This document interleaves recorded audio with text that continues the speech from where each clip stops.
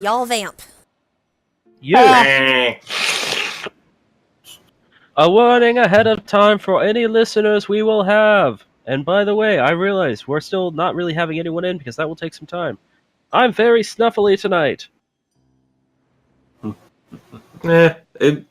It'll still be good for the VOD. Yes, my allergies are terrible right now, and it's very hot in my house. Neither of those things help with my sinuses. Nope. Yeah.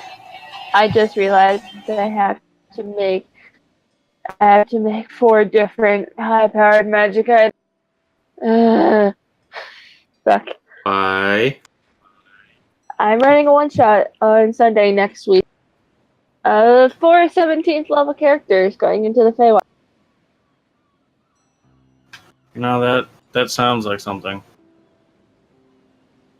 If you want a high-power magic item, could lend you that the shifting stone. It's more so, it's just I have to see what would work because I still have yet to see how the characters have been statted out because my players taking forever. I'm just over here making... Four decks of many things. Yeah, chaos. Each one of them draw a card at the start of the campaign, all of them draw the void, everyone dies. I'm not Myth, I don't want that much chaos. I already have a chaos wizard.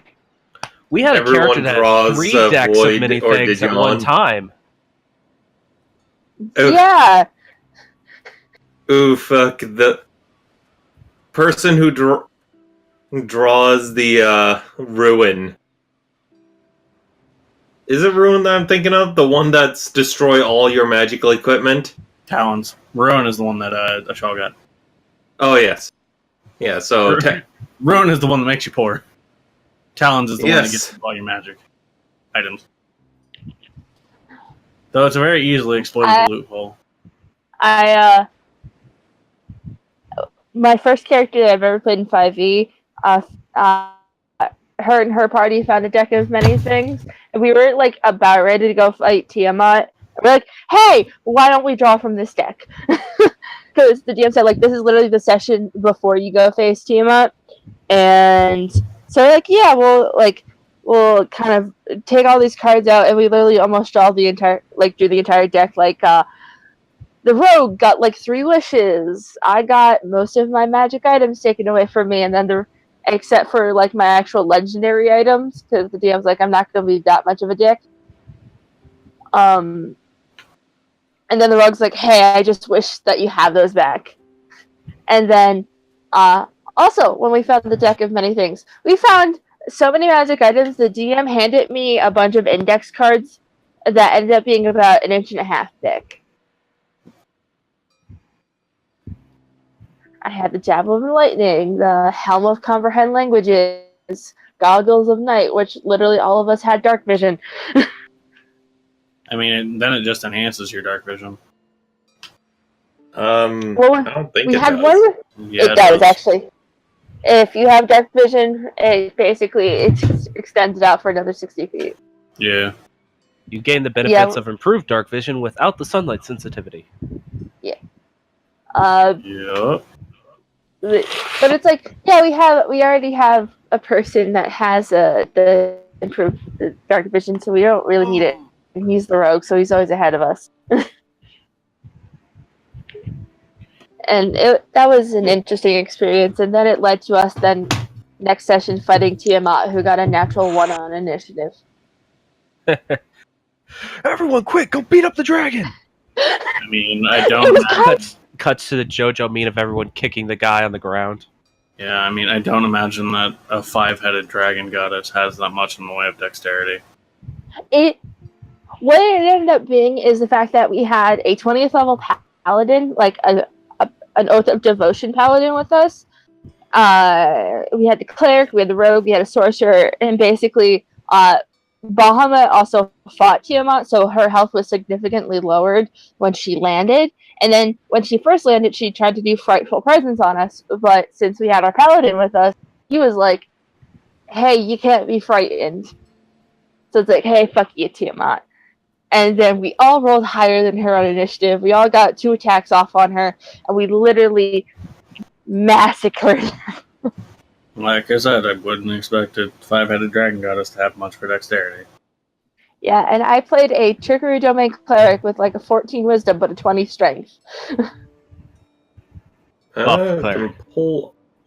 Can pull out Because I- Rise of Tiamat so you can Because see. I didn't know how to make a cleric, and the DM was just starting off to be a DM, so it's like, why not let you have this basically belt of dwarven kind, but it was shifted a bit, so it was like Azer kind, because we went and we fought Azers, and so this tiny elf cleric got a 20 strength from a belt, and she hefted around a war hammer that she could slam on the ground and basically make the ground split up.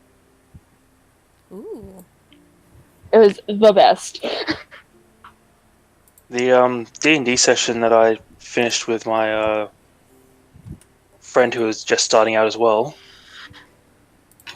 made several errors with his custom-made magic items,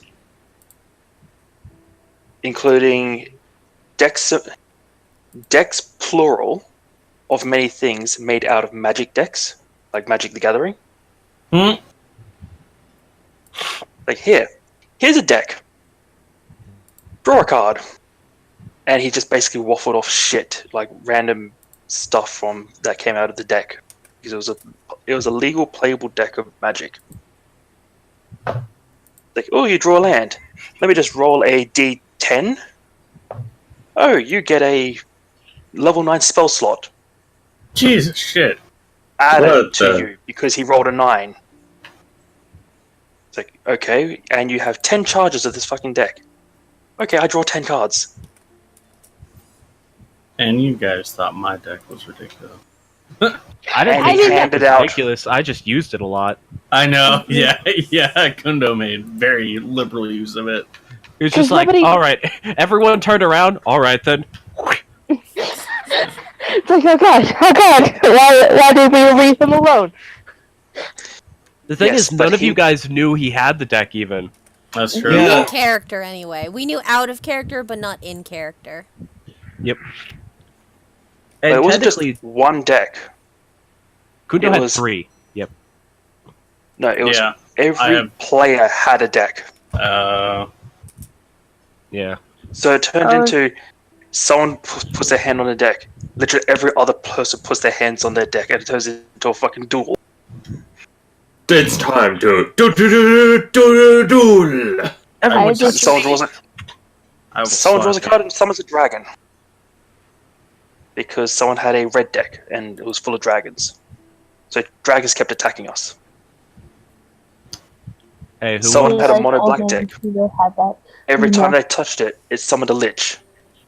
Like literally What the fuck? every single time. What the fuck? Who wants to see what happens when the DM is mad at the players and wants them to die, What? but they just keep escaping boy. death? Is it a half dragon vampire or No, look at this video. I'm guessing it's Surprise Creeper Roxfall. Just watch the video. But yeah, the very end, the DM goes, "Hey, you summoned a magic shop. This guy sells potions." And he was rattling off a bunch of useless potions that the guy had, and on the eve of our battle with the Dragon Prophet, that was the big bad of the game. Well then. Mm-hmm. And he rattles off a useless potion that he thought was useless, which was a potion of 0 con. Oh, that's a terrifying poison. That's an extremely useful. Yeah. That's It's an like, I'll take that extremely one. useful- Yeah, that's an extremely useful potion. Yeah, you just slip it to someone and they just instantly die. Yeah. Yeah, my character dive bombed into the dragon's mouth because it was. He looked for the strongest dragon he could find. That wasn't Tiamat because he didn't know about Tiamat, and gave it player levels. So a dragon, level 20 monk. How? uh, Now, Because all we're I can level. picture is a dragon doing monk poses. Yeah, that like. I mean, I guess if it was polymorph, but It wasn't. It was basically he wanted to buff this dragon up so much because it was like 5 level 20 characters, what the fuck? and a normal dragon would just be like child's play. All the players are level 20. I thought it had the player levels equivalent to 5 level 20 players. I was like, what the fuck? No, it was we were all level 20 Yeah. versus one dragon. So it's like, okay, I am going to do all the ridiculous things. I'm going to make this thing level 30. I'll give him all these spells. He has his own deck of magic, many things because fuck you guys. His deck of magic things. Yeah, he had a Yu-Gi-Oh deck.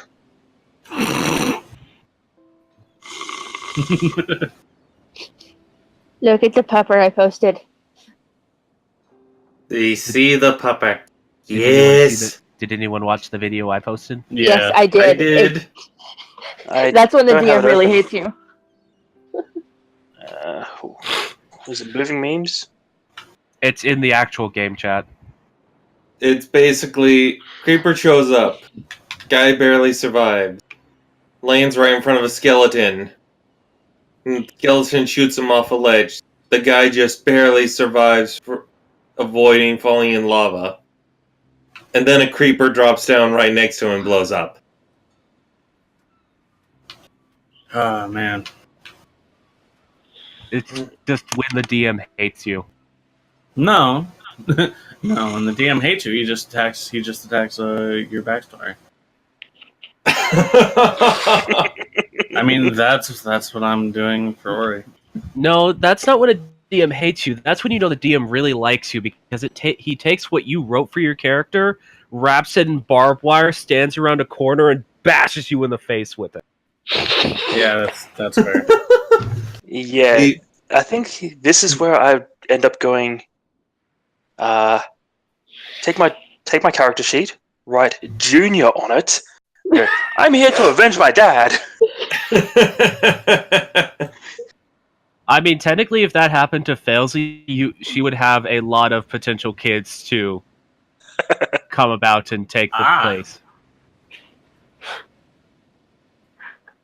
I think we should probably. Nah. Oh yeah, we're actually live right now. Where's Yeah. Danny? I don't She had to go get water, I'm and then back. she's there. Okay. know. Welcome back. Since you go ahead and start introductions, I'm gonna go grab my own bottle of water, and since I'm last, I know I'll be back before you guys are done. You're supposed to be forever. You're Alright. So, starting introductions. Mm-hmm.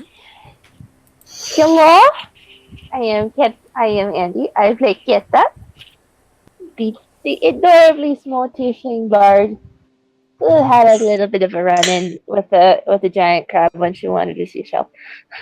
She almost died, but she did. And she got her seashell. Yes, thanks to a good friend, Derenche. Yes. On to the next one. And hello, I am Armored Hunter, and I play Da Vinci, the person who wears less than he should but doesn't care.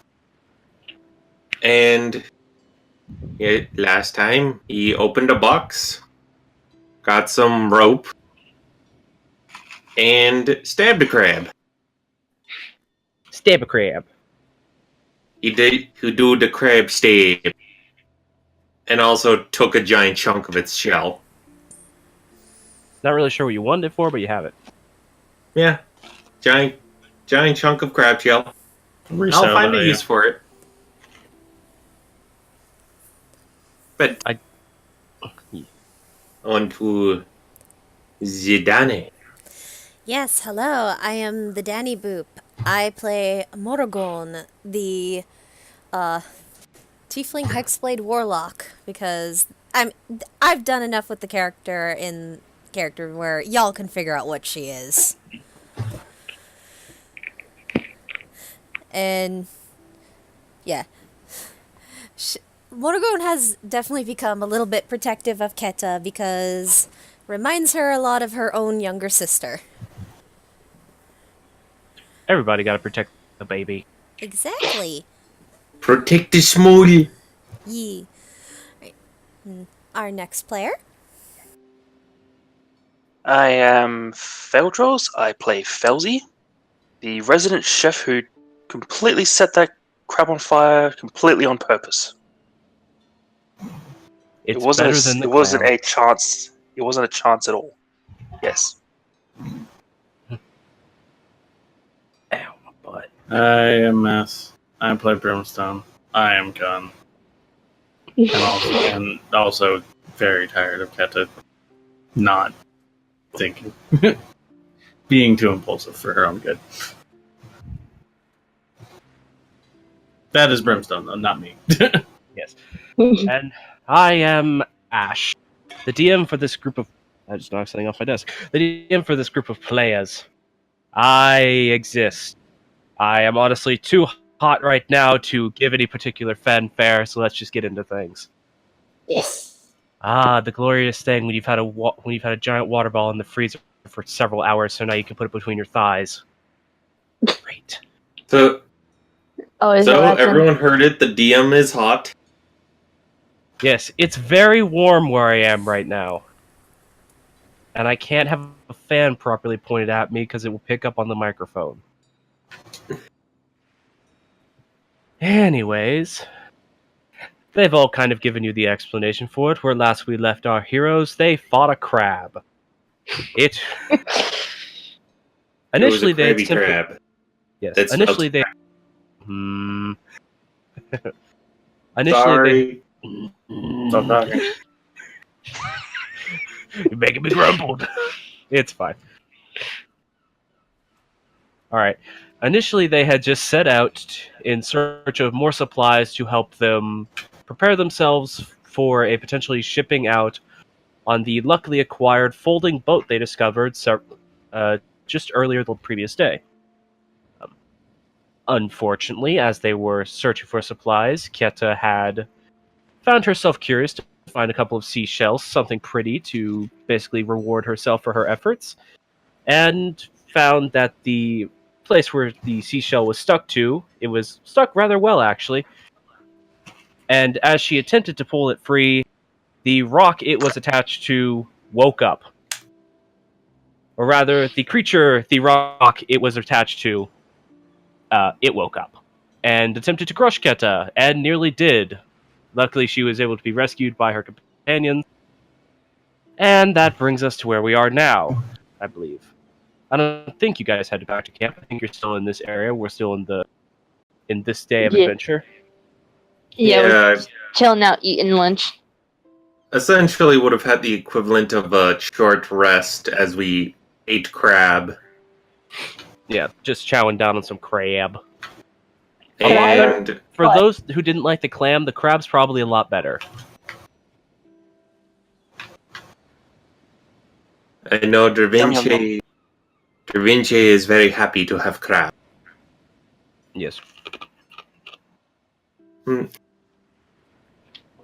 So, in the aftermath of the previous fight, what are you all doing other than just sitting down, catching your breath, and eating some fire-roasted crab? Cat is checking her stomach to see if there's any lasting marks. You were healed pretty immediately, so there's really no marks left over from what just happened to you. Alright. Da Vinci, because Brimstone was able to pull out a frost quartz seed, it was going to give the giant geode of Bloodstone another pass over to see if there's anything else hiding in its crevices. Alright, go ahead and make an investigation check. Investigation. Yeah. And Oh! Nice. I hate to be this person, but you found more bloodstone. There's a couple of pieces of just generic rock crystal in there as well, Hey, but at least can guarantee there's nothing else in here. yeah, you basically take the crowbar and then you realize that you can also kind of use your sword for this because for some reason you're not really sure what about the enchantment that's doing this, but your new fancy sword you found is you can basically use it as a crowbar because it doesn't seem to bend. So with both the other crowbar and your sword, you're able to pry the rock apart into much smaller sections. And unfortunately, you don't find anything else super of note, but you do find some... I know this is probably going to make Brimstone get a tiny machinist boner, but you do find some basically clear rock crystal. Nice. Well, can help. I've already got a sack full of bloodstone, so the rock crystals can go to Brimstone. Did I give you a poundage for that? No, Let me roll for how many pounds of bloodstone you have. Or rather, how much equivalency and value of bloodstone you have. Go ahead and do your talking while I look up this number. Candace just kind of has her legs curled up to her chest. At this point, she's not talking.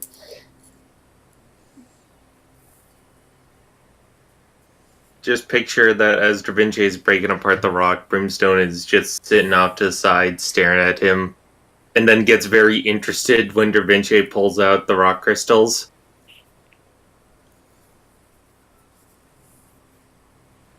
By the way, that bag, are you only taking what you would consider to be gym quality bloodstone, or just all of it? Because you would be able to make that distinction. Specifically, would go for gem quality bloodstone because that's what would sell and could be of usefulness down the road. All right. Ow! But Gotta if stop there's knocking still yourself. room in the bag, would maybe take a few larger chunks of lesser quality if it could potentially be used. In terms of gym quality ones, you find what would amount to about 5 pounds of it, which is somewhere in the range of, I'd say, 30 actual stones. And they're actually pretty big pieces of bloodstone, but you know for a fact that it's gym quality, but since it's still raw, it's going to be much smaller when it actually gets down to be a usable stone. Of course. So that's why 5 pounds is still equal to only 30 gems, considering.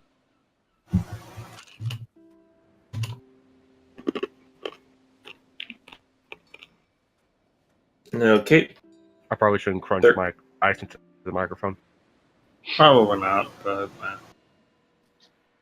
Okay, 30 gems worth of bloodstone. Yep. By the way, all of the dice rolls tonight are brought to you by my new set of dice that I actually bought while Armor was in town. Woo! Yeah. My cool orange jade looking dice that have gold numbers on them. oh, Wait. It's actually not looking good for you guys because this dice is rolling high. Oof. Okay. Oh boy. yay. It's looking good for you on some occasions and bad for you in others. It depends on what we're doing tonight. More fighting. The So one yeah. thing I'm good at. Should we head out? Yes. Uh, Well, Yeah. Bales, you want to inspect the spire, correct? Yes, that large gem is very interesting. I'd like to get a closer look at it. If you guys actually want to look at the screen I've put up now, you can see where you actually are currently on the map. Ooh, Ah, very nice. nice. As afflict by this arrow, which I'm going to make a little bit bigger so it's easier to see. Very But nice. the actual arrowhead is your location. If it will place where I want it to place. There we go. That's where you guys are right now. So you could actually see in the distance, a lot better than you typically could, the spire itself. It's a good 400 feet tall, and it's essentially what it looks like is just a tall obsidian spire that is going straight up until about the halfway point, where it starts to gently curve, basically inwards towards the main part of the island. And from the very tip of the spire is some sort of cable hanging down that then has that glowing crystal at the bottom of it.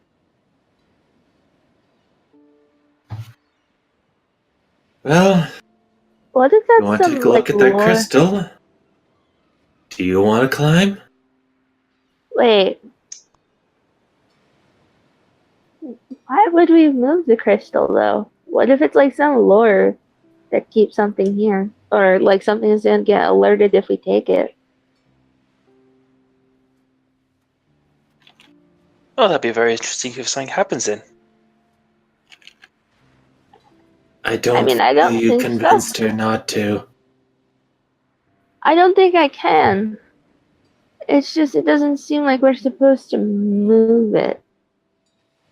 Failsy I- is the Tony Stark of this world. This could potentially be really bad, then I really want to see what happens. Well, do at least have this as a benefit. I don't think she can actually reach that thing.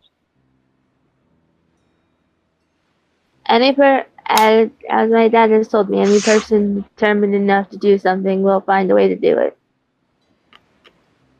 The spire, is there like a set of stairs up the side of it, or like can we see if there's a way up it, or is it a sheer rock face? I mean, you're still a good, few thousand feet away from it, so make a perception check, but you'll be at disadvantage. Yeah, we would probably have to take about an hour heading out that way to... Yeah. Keep in mind, from your campsite to get here, it took about 2 hours, Mm-hmm. and this is the same distance, if not further. 16. My goodness, natural 20s tonight. Too bad you don't have advantage. You don't see any Or sort do of I? carving. You don't. Oh, well, you could. No. Do you wanna Does use he already Dominate have Fate? disadvantage? No, I don't want to use Dominate Fate right now. Okay. But I then, yeah, Dominate with your Fate to see 16 what I see with my eyes. Would Dominate Fate override disadvantage into advantage? Oh, I darn. have no idea. What happened?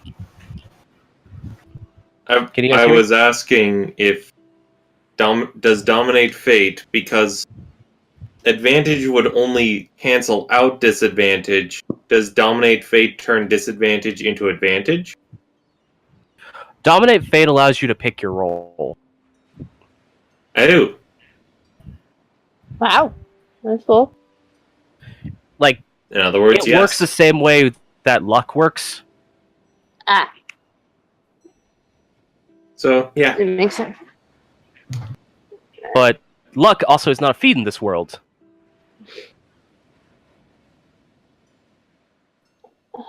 But the Because cost is I Yep. get a wild magic roll at DM's discretion. Yep, and that's the only way it recharges. But yeah. It's a- So What's with it your do? 16, you're looking over there. You don't see any signs of man-made structures, like stairs leading up the side of it or anything at the base. You do see at the bottom there appears to be... The spire doesn't just come cleanly, straight out of the ground. There's actually, at the bottom, it widens out a lot.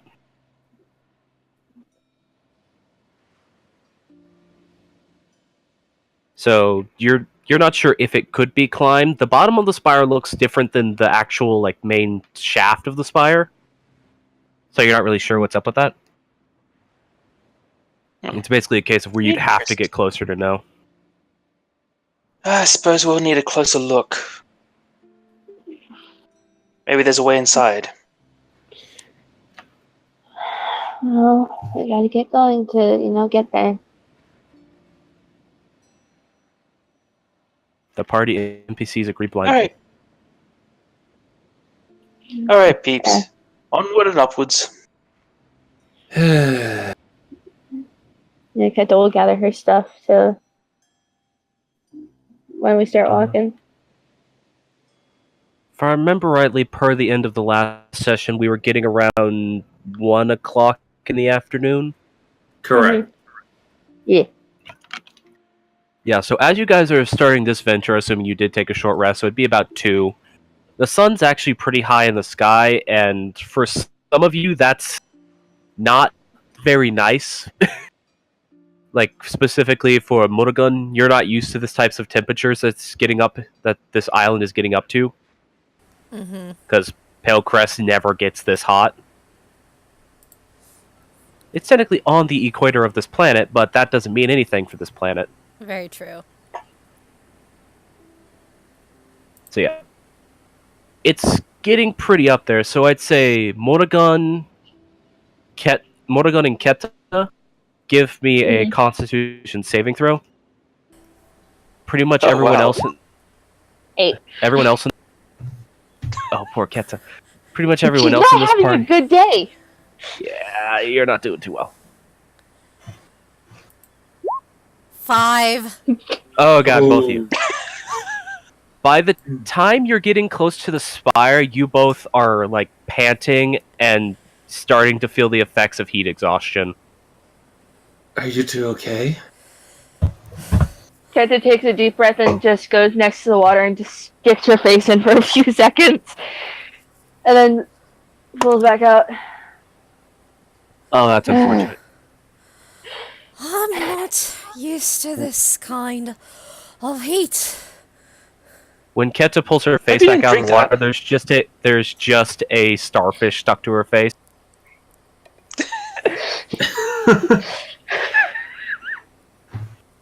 I hate today. It's not hate doing that. anything. You basically just headbutted it, and it was just like, oh, I'm going here now. Can she just kind of like pull it off, like Yeah, they don't nudging her dagger? like stick to you. You can basically just reach your hand up, grab it, and pull it off your face. Yeah. Sorry, starfish, and she places it back in the water. I was hoping there was like now a red star on her face. Nah, starfish don't like Peeling suction it cup off. to things. They walk. Yeah. I hate everything. I wanna go to bed. This heat? Yeah, it's hot, but I don't think it's that bad. I lived in the forest. Da Vinci, you're used to this. I'm from Pale Crust. It never gets this hot there.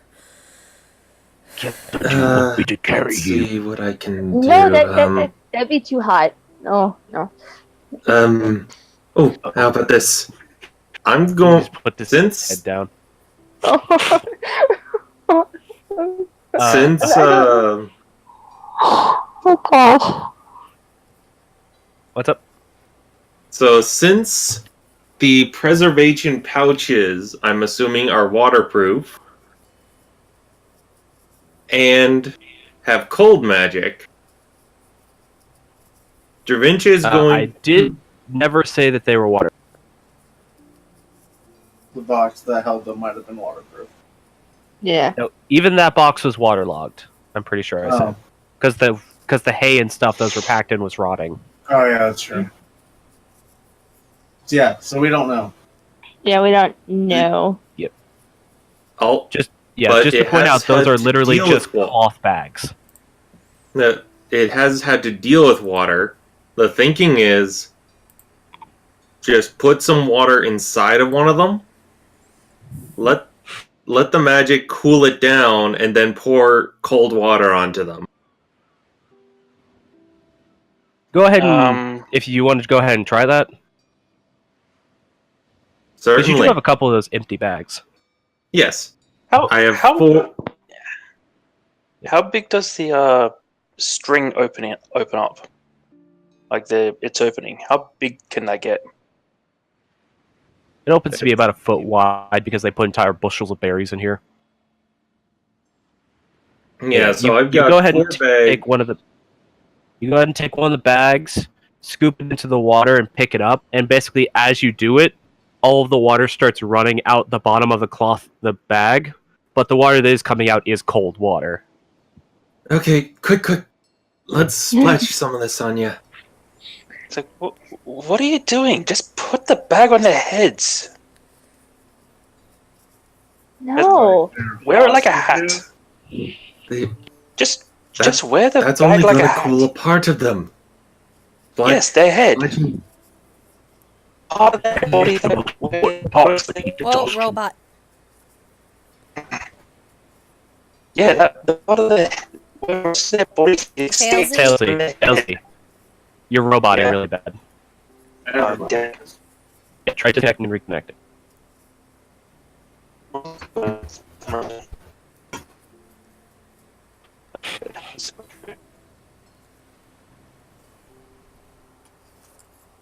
You can still at least Oh shit. do a couple splashes back and forth. Hey. Is armor doing enough for anyone else? Yeah, I think we just need to. Everyone jump out of the call and join. Alright, resetting call.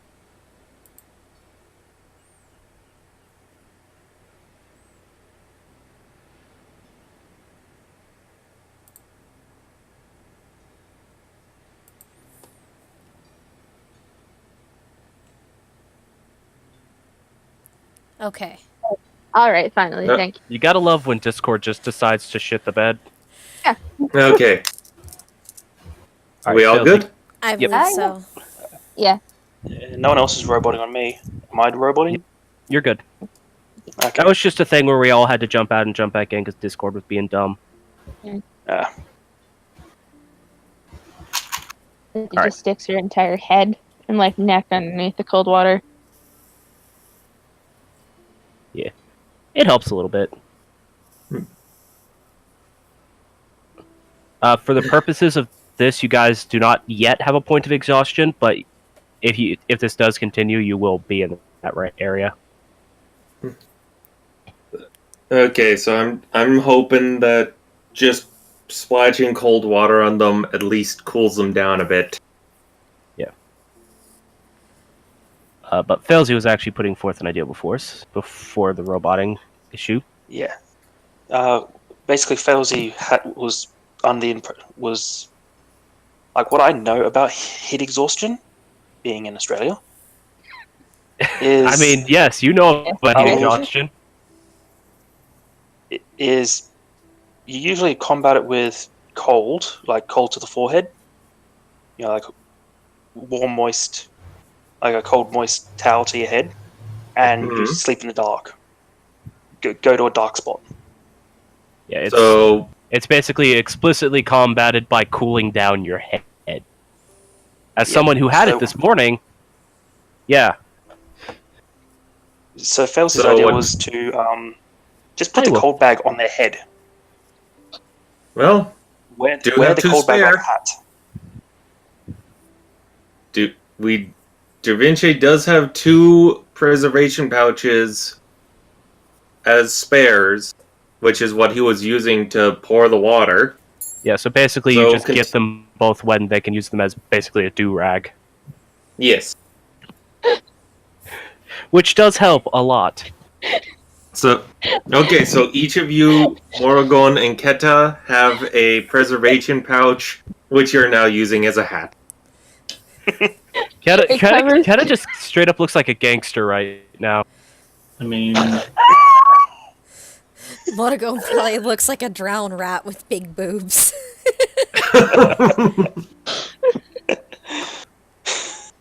Alrighty then. Do I look stupid? Probably look stupid, but this don't ask questions you don't want the answer to. I wouldn't say so, but I've seen some weird-looking people. Kata, we both probably look stupid, but right now the point is to not die. As long as you two are fine, we can focus on looking attractive when we're off the island. What Travinci said. Is this thing even worth it? You guys are basically within a few hundred feet of it now.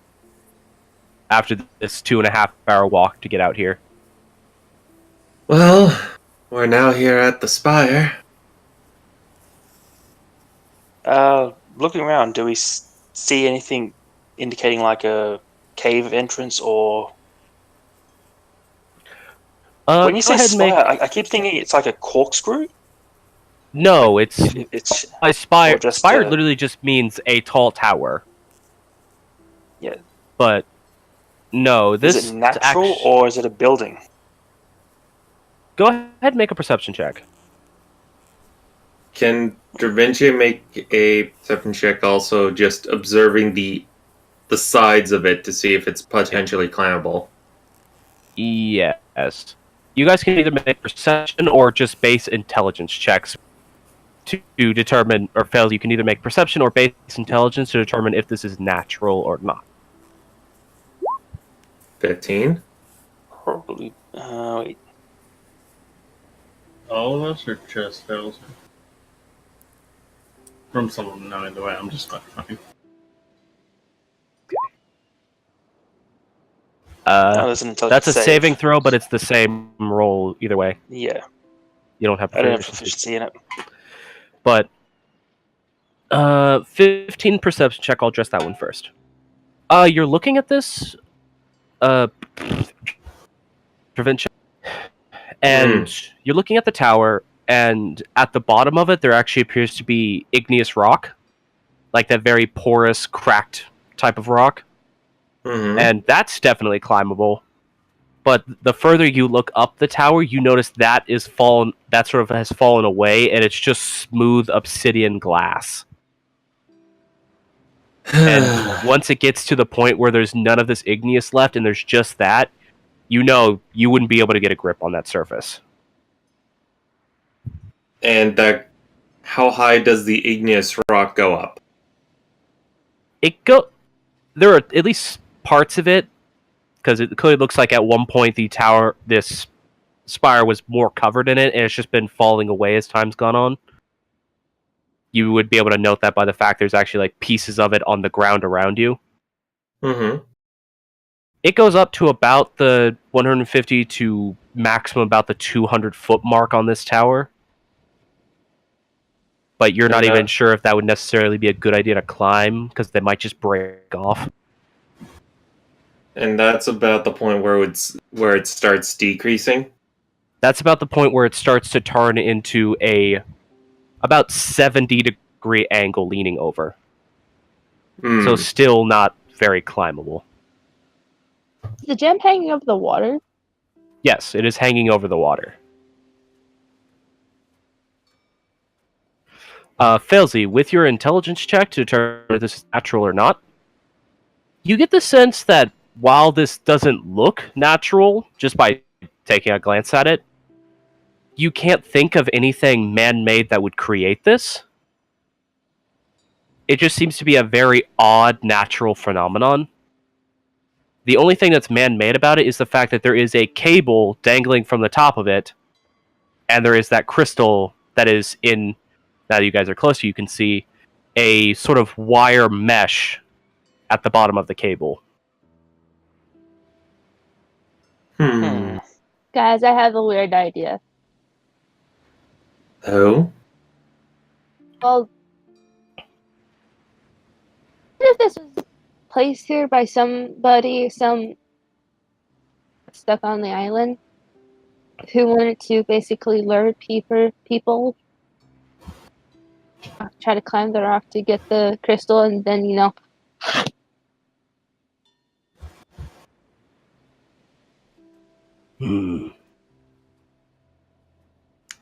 Well, you could be right that it is a lure, but I would almost say of a different sort. It invites the ships to come close. Or it can be a warning. Keep ships away. Like a lighthouse. Yes. But you'd have to be really close to see this. Well, it can't be a warning.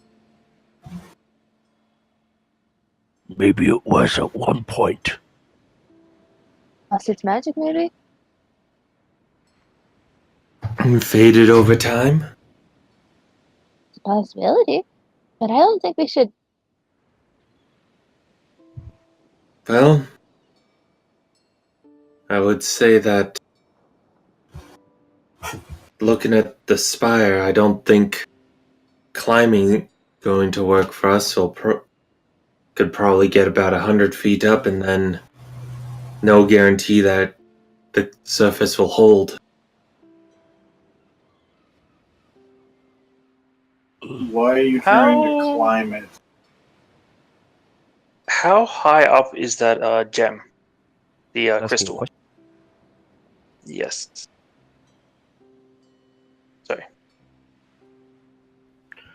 Yes. What is the question?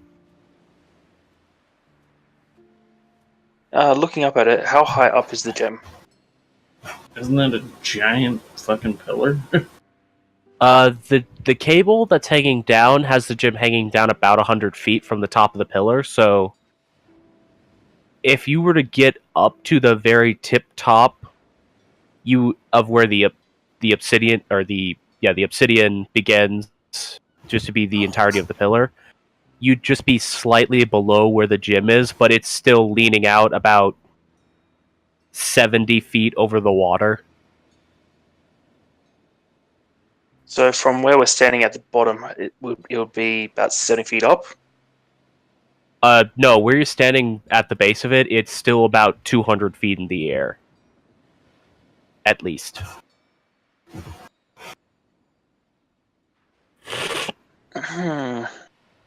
Fealty, I think it's a bit of a lost What? cause here. It's not out of reach.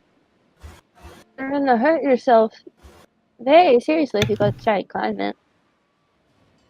There's a thought. This just seems like a fool's errand. Doesn't I feel very tired?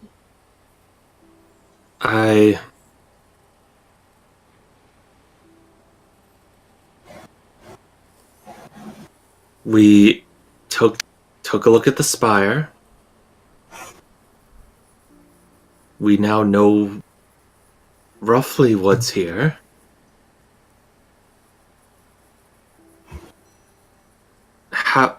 Okay, I'm going to just ask, how drawn are you to this light?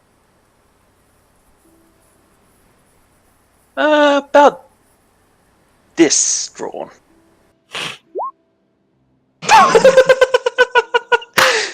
I was aiming at the cable.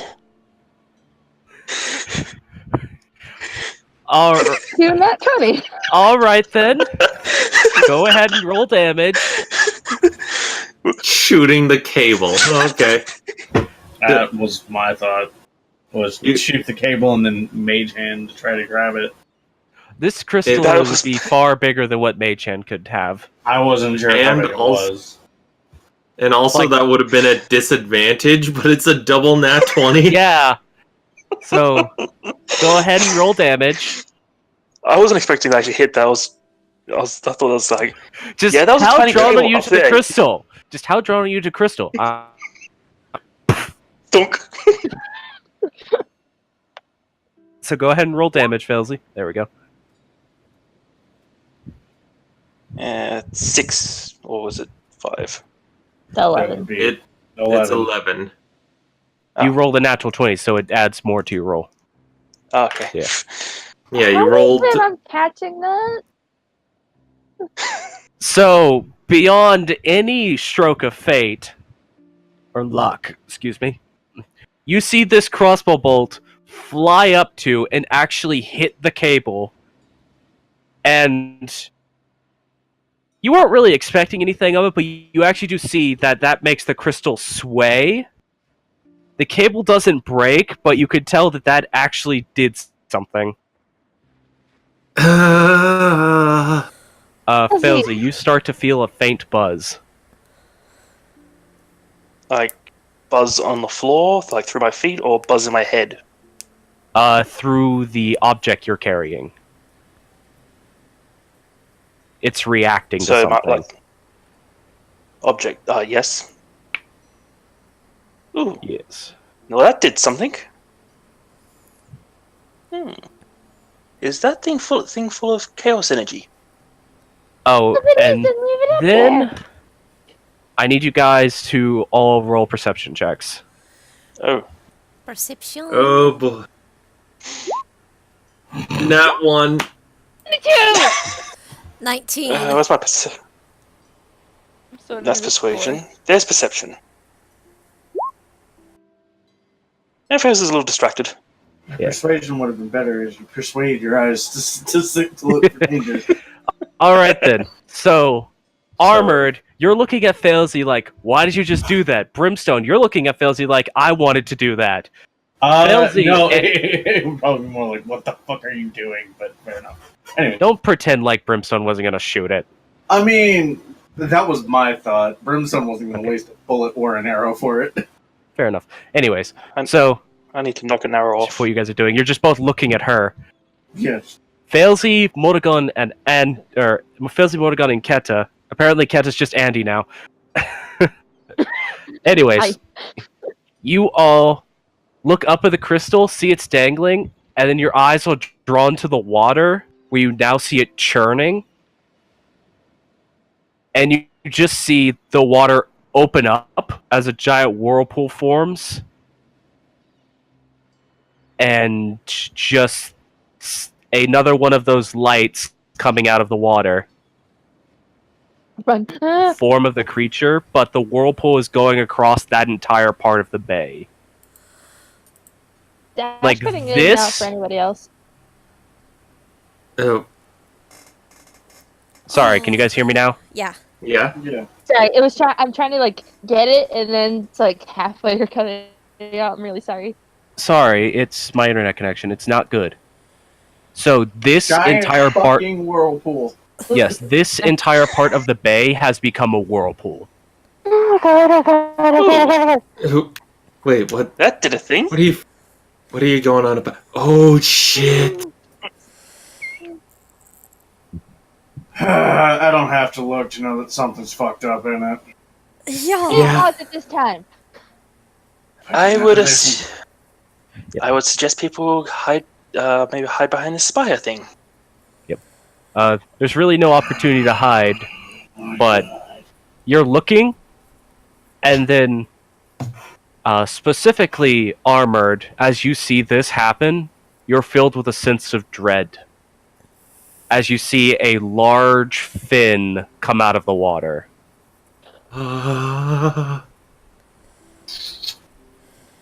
It's there.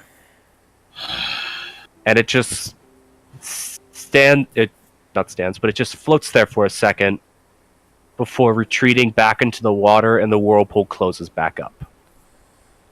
Okay, no, you are not touching that thing again. did she just ring a fucking dinner bell? Yes. What did I say? Ooh, well, that is interesting. You almost killed us. No, you are not. Okay. Sorry, I have to interject here because Felzy, you just got a piece of information due to your attachment to your item. Oh yeah, okay. Due to the interaction of chaotic energies, you have a momentary blink in your head as you get the sense of what this item that is dangling is. It is a Leviathan lure.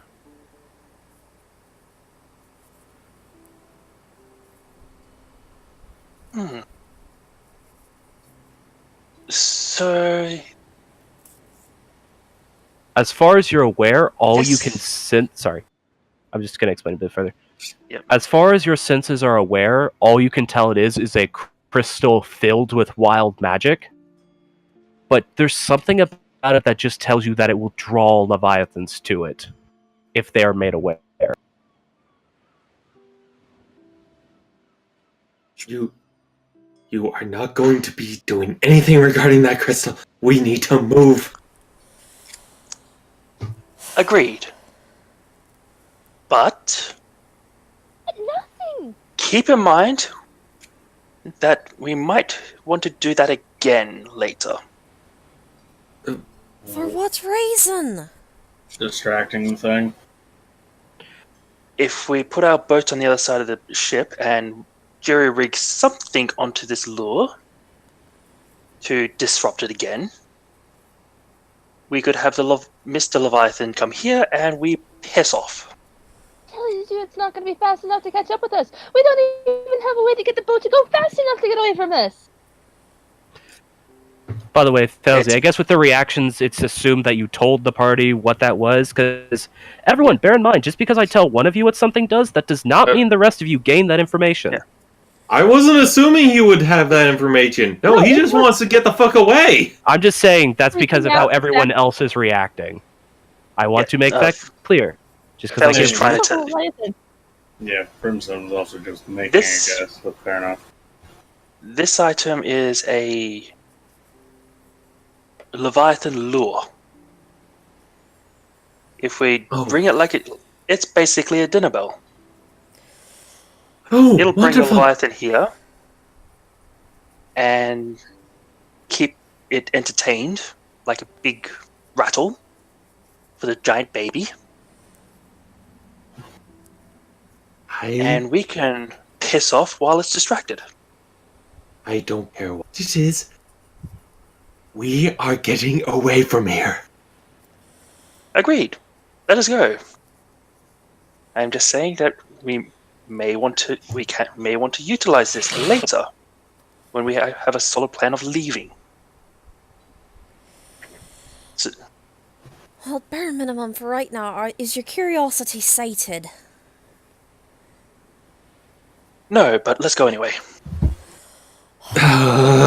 Fair enough. Let's get out of here. You know, honestly, I can't even falter. I can understand it. As we're leaving, Vince's going to pick up a piece of the igneous rock. Yep, it's just a porous stone. Might have some properties to it. I don't know. It's good for some spell components. It's heavy in sulfur. It smells a bit like, oddly enough, this is going to be strange, but it smells a bit like your one traveling companion. It smells like brimstone.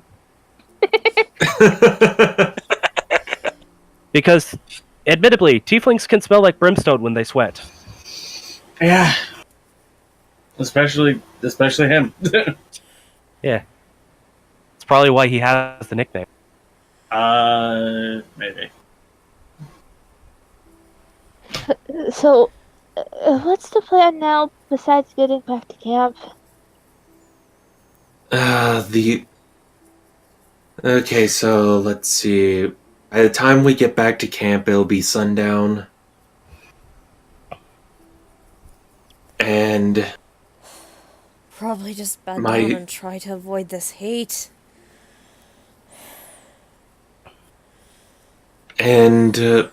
what probably would be next on the list would be head over to try to get to the other side of this island, go towards the mountains. Maybe find out where those spiders came from. Yeah. Who knows, we might find more uh, survivors while we're at it. That'd be nice. Actually, as you guys are getting back, by the time you're traveling back through what's essentially going to be called the ship graveyard, Hmm. the sky is starting to be I'm sorry, my brain is not wanting to work right now. The sky is beginning to grow cloudy, It gonna rain.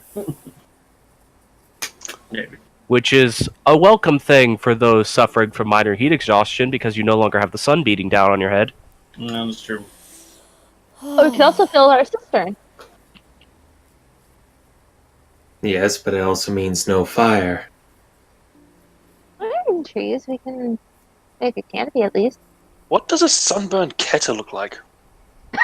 Even more. Like a lobster? Yeah. A pink lobster. No. Oh god, what would a Just- sunburnt Morrigan look like considering her skin is only a few shades off from being black? Probably wouldn't look any different.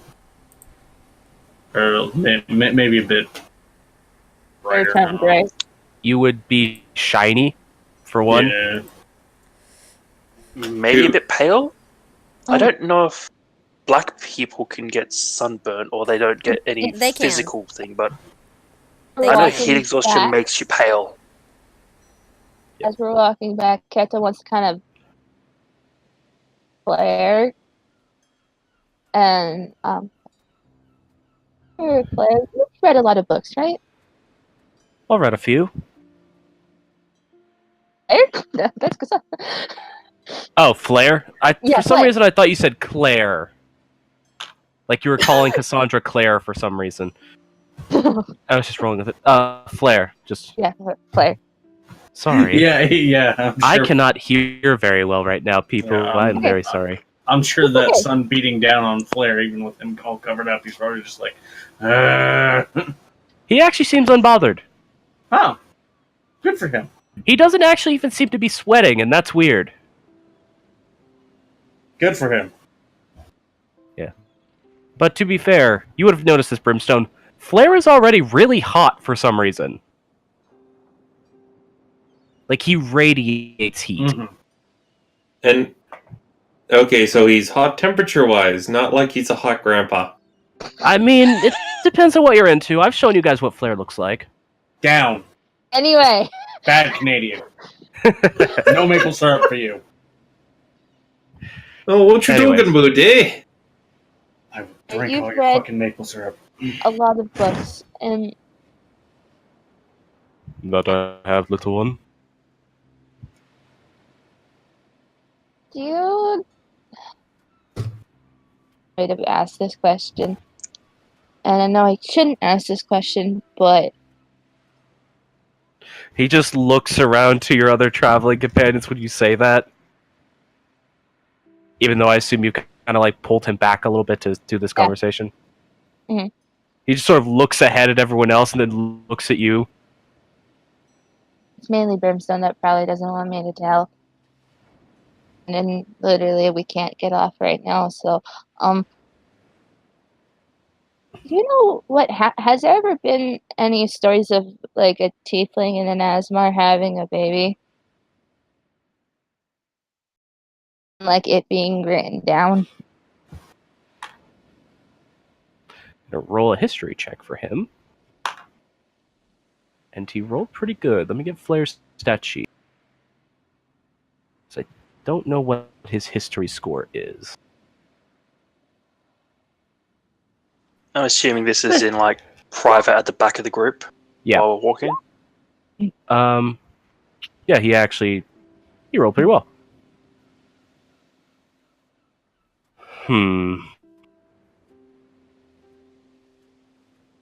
I've read books about how... I know Flair's supposed to have an accent, but it's hard to do right now. Yeah, it's fine, dude. I've read books about how there have been attempts. It is not uncommon that such interested parties grow close. Though it being successful, that is a matter of much heartache.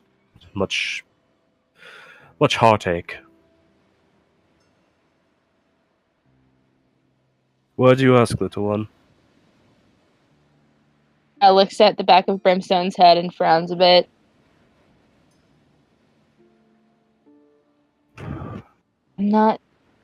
Nobody's supposed to know. Well, that tells me everything I need to know then. I say, as he rolls a natural 20 on insight. We're be on this island, and we're gonna be stuck together for a while. I don't want to hurt anyone.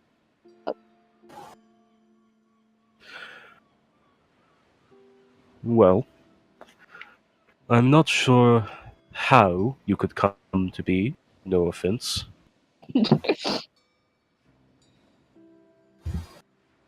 But So this is the work of two Asmars. It,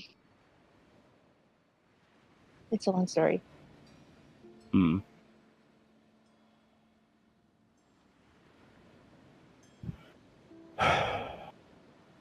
The Azamar do fickle things, much as the gods who control them.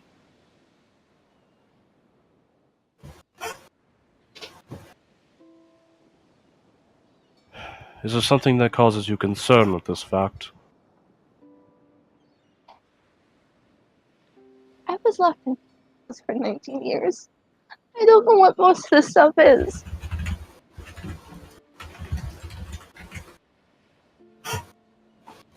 Hmm. Well, Most.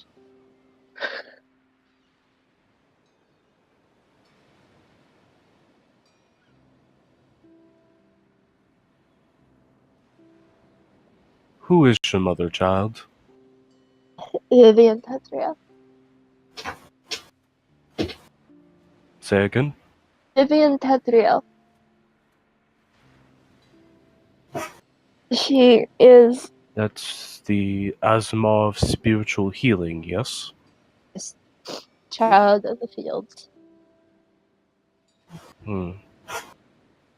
One of Graham's offspring. Yeah. He is at least fair to his Azamar. He lets them live lives.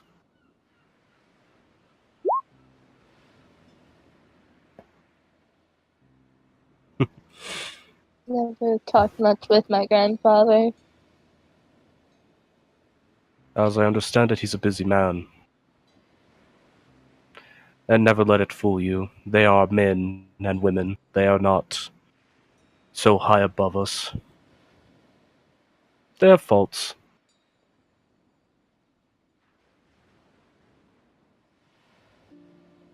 Understand why my parents kept me home. It was for my own protection. But I'm lost, and I don't know. I've never seen a crab. He chuckles a bit at that. Just a deep, almost hearty chuckle. Just, Told me to watch out for a crab, but I didn't know what a crab was.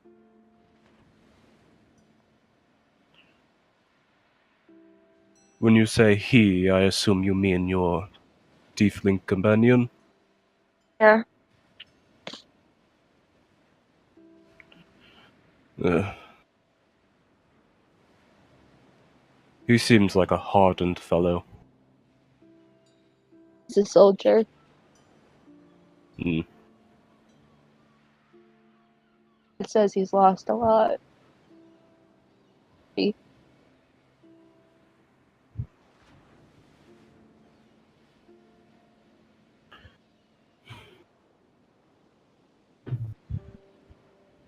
And can you fault him for if he's lost so much?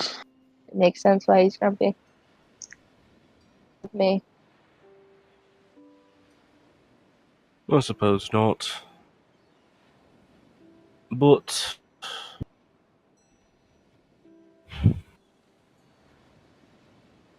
I don't think you should worry yourselves with that.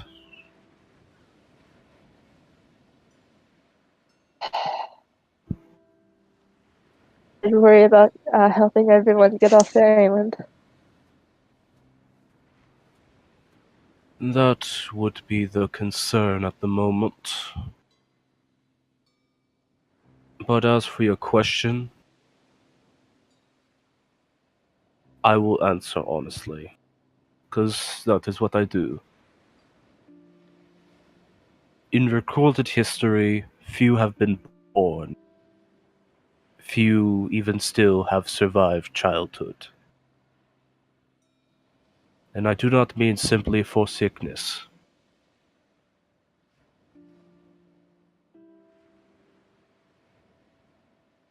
There are people in this world who do not desire to have such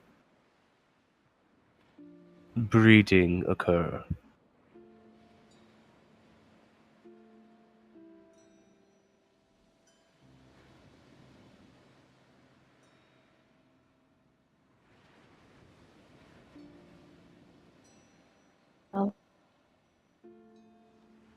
guess that's just another reason why I kind of need Brimstone with me then.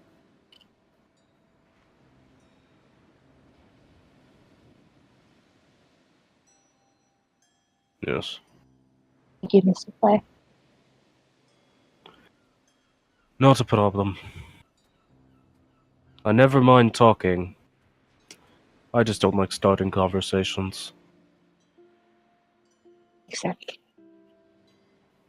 He actually just gives you a pat on the shoulder. So we'll just nod and then kind of return, kind of just jog in to catch up.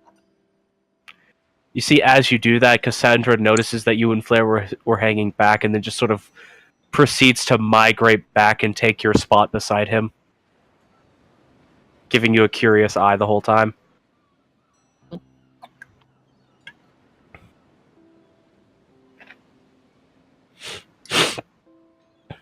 But they don't say anything else.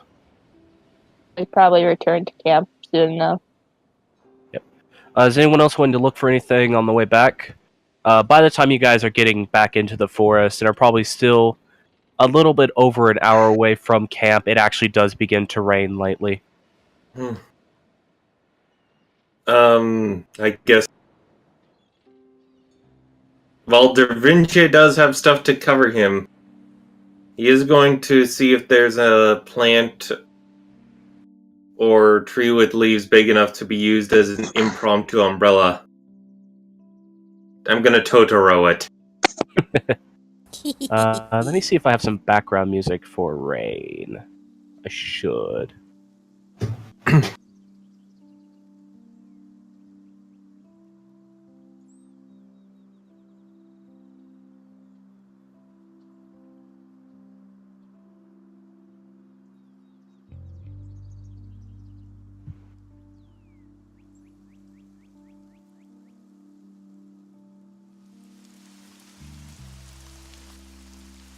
There we go. Alright. Go ahead and make a perception check to find such a leaf. 13. You're looking around. You don't find... Well, most because you've gone back into the sort of oak part of this forest. So finding a big leaf isn't necessarily something you can do. That would have been more back when you were in the palm section. Mm-hmm. But you are able to find, like, just some chunks of bark that have been flaked off trees that you can use to cover yourself. Ketta will make Just- sure to take off her do-rag too, so she doesn't get a cold. Yeah, which, luckily, your and Morrigan's heat exhaustion, the risk of that has passed. Just kind of rip off a couple chunks big enough to use as a cover, and would it be just one big chunk, or... It's like one big chunk you found. Alright. Failsy, you start looking around doing the same thing. I assume that's what you made your roll for? Is it?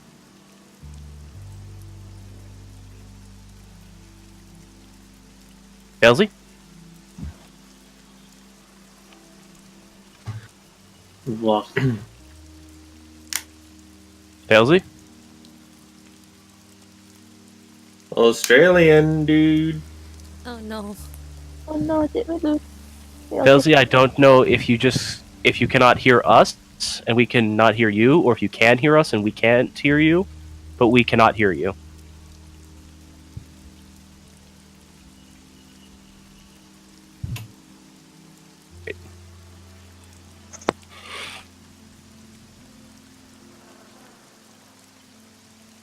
Gotta love technical difficulties. The plague of every online D&D game. Is this working? Yes, we can hear you now. Alright. Can you hear I us? think I made the mistake of putting my thing backwards. My, the little attachment for the microphone was in backwards. Oh, okay. Disconnected. It happens. But Was that what you're making your perception check for? Was to see if you could find a leaf as well, or something to cover yourself? Yeah. Yeah. But I'm assuming she didn't find anything, so now she's using the crab claw, I guess. Yeah, you don't really find anything, but you do remember that one of your companions is carrying a 3-foot wide section of shell, and you do also have a large crab claw. And yes, Dravinche has the giant section. Yeah, Dravinche looking around for a giant leaf when he's got this 3-foot wide section of shell strapped to his back. But hey, that means multiple umbrellas if anyone wants to be covered from the rain. Which, by the way... Oh, sorry. I was going to say, Filzy, this is weird. There's water falling from the sky. You've read about this, but you've never really experienced this before. You've lived in a desert your whole life. It's rain. What? Are you from a desert or something? When it does this, it floods, and lots of people die. Actually, it just straight up does not rain in the desert you come from. I'm assuming that when it does, it comes down in massive. It doesn't downpours. rain. Maybe that's just what Filzy thinks is going to happen. Because she's never experienced it. There In is that case, literally then it's- no rain in the Flagora Desert. In that case, this is heresy. What are you talking about? I don't know, but she's been doing hair since I fucking met her, so whatever, I don't give a shit. Anyone want to cover themselves from the rain? As we're walking, can Keta look for flowers, as she's sticking with the group? Yes, you could look for flowers, Keta. You need a happy break. I'm just I'm just picturing the rain is hitting Brimstone, and just every so often as it hits the brand, just Yeah. So I just picture that thing's just all generally warm. Yes. You say that. Also, if anyone looks back at Flare and Cassandra, there is literally no rain hitting them, because as it gets close to Flare, it's actually turning into steam and just rising up again. Felzy slides over to them. It's very warm next to Flare. That's fine. Monogon's actually just allowing herself. She's at the rain feels good after all the heat, so she takes the thing off her head and she's like, oh, this is so much better. This I'm used to. This Yes. is just like Tuesday back home. It's kind of a downpour right now, and to you, this is just a light rain. Yeah, that's what she said. This is just like Tuesday back home. Well, anyone who wants to cover themselves, the offer's open. Keta, go ahead and make a survival check, I guess? Sure. Just search for some flowers. Yeah, you find all kinds of wildflowers on the trip back. You do have to go a bit away from the party to get them because it's not along this main pathway. Just tell them where Yes, she's of course. going. I'm not going to do anything to Keta this time. You've already had enough heartshed. I keep mixing heartache and bloodshed together. Or Instead of just telling Brimstone where she's going. You basically just go within the immediate 10 feet of the path you guys are taking, and you're able to find quite a few wildflowers. Mostly reds and blues, and a couple of yellows. There's a few white, but you're not getting any especially exotic colors. I'm making flower cats. Yeah, at one point you nearly grabbed the flowers from an ivy plant, but then you realize just a second before you grab it, just like, nope, can't touch that. I've seen what happens when field workers at the lumber yards touch this stuff. It's bad. And you stop yourself. But it does have very pretty flowers. Keta comes back with arms full of flowers, I'm happy now. Oh, there's that smile again. Good to see it. It's a give and take in D&D. Sometimes you have to give them something so you can take it back away. I joke. No, you don't. So I mostly Suddenly- joke. There you go. suddenly all the flowers turn into snakes. they all become snakes, and Keta is suddenly in the middle of a giant ball of snakes. Oh no. Everything is snakes. Failsy feels back. Failsy feels right at home. Failsy peels off her face, and it's just a snake. Huh. Sounds. You know, I'm not surprised.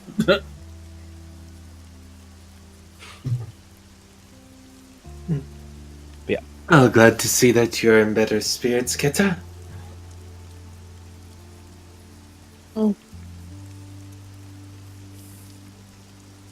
Mm-hmm. Did Failsy want to talk with Claire and Cassandra? Or was she just going there to get out of the heresy? I think were you just doing that because warm? Yeah, warm, and it was out of the rain. yeah. It was an anti-rain zone. Yeah, she's away from the heresy. Yeah. You walk over there, it's actually about 80, 90 degrees around Flare. Oh, shit. Holy fuck. But I'm assuming that's Fahrenheit. Yes, that is Fahrenheit. That'd No, be it's around Celsius. like That's 30. about 30 degrees Celsius. Huh? Or Yeah. 33 degrees Celsius, about that. No, it is. Yeah, no, 90 degrees Celsius. Flare boils people alive with this body. That is literally the temperature it is here now. That's also the temperature it is here now, and it sucks. Yeah, what sucks is that, Failsy's going into winter. That's normal. Yeah. So, when That's we get normal. back to- That's winter. Yeah, I know, right? When we get back to camp, Keta will kind of sit by her tent that she shares with Lee and start kind of braiding flower crowns. I'm gonna roll a dexterity check for Lee. Huh? God, this dice rolls really well. That's good for us. Also bad for us. That's bad for you in the future, but good for you now. Why doesn't he? What did he bring me? He's helping. Saving throw. He's doing a dex check. He's helping you. Okay. Aww. You actually see that Lee is actually very dexterous with his hands. No, he's trying to sneak Okay, up. so you just have the large and the small just sitting together making flower crown. Aww. Like, Kenta, you've done a lot of flower crowns, and Lee's actually showing you, like, different ways to braid them together. Ooh. Very good. Yeah. It's like braiding rope. But it's flowers. Me too. I wouldn't know about braiding rope, but I know about braiding flowers. I mean, I was born on a ship. Don't really have a choice. I learned how to braid after Brimstone brought me back a very nice set of flowers from his travels. Oh, technically Dad made him bring it back, but still, very nice. There you go. Purple and white ones.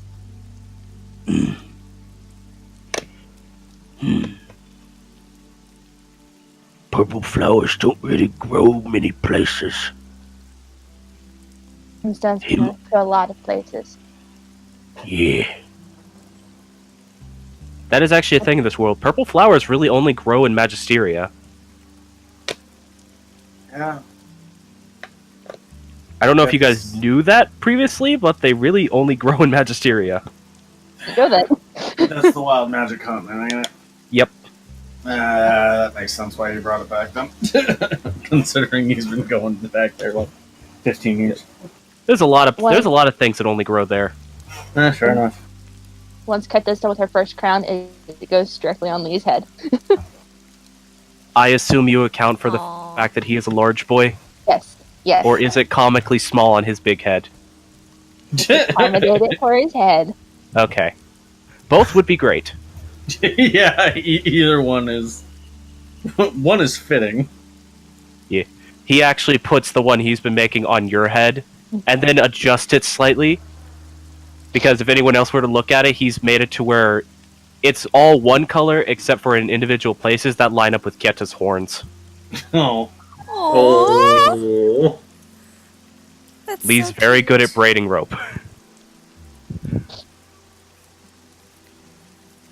It's adorable. if anybody else wanted to have Tux. Just Cat does in the background furiously, kind of like she's not furiously like fast, but just kind of like braiding, putting in different colors for different people. Just like, I need to have a good time. Shitty day.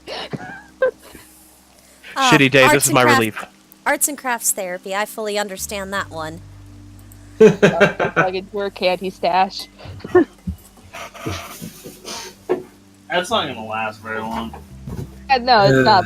But she almost got crushed by a No, crab. and then- yeah, that's Yeah. what I mean. If days like this continue, that's not gonna last very long. You look in your bag and realize you still somehow have that box of cookies. It's a little crushed now, but they're still in there. Still, delicious cookie crumbs. Fuck you, just Like the on box space. is crushed. Ah, Didn't Brimstone say not to eat them? One. I think he also said not to eat the happy candies, but you still did that.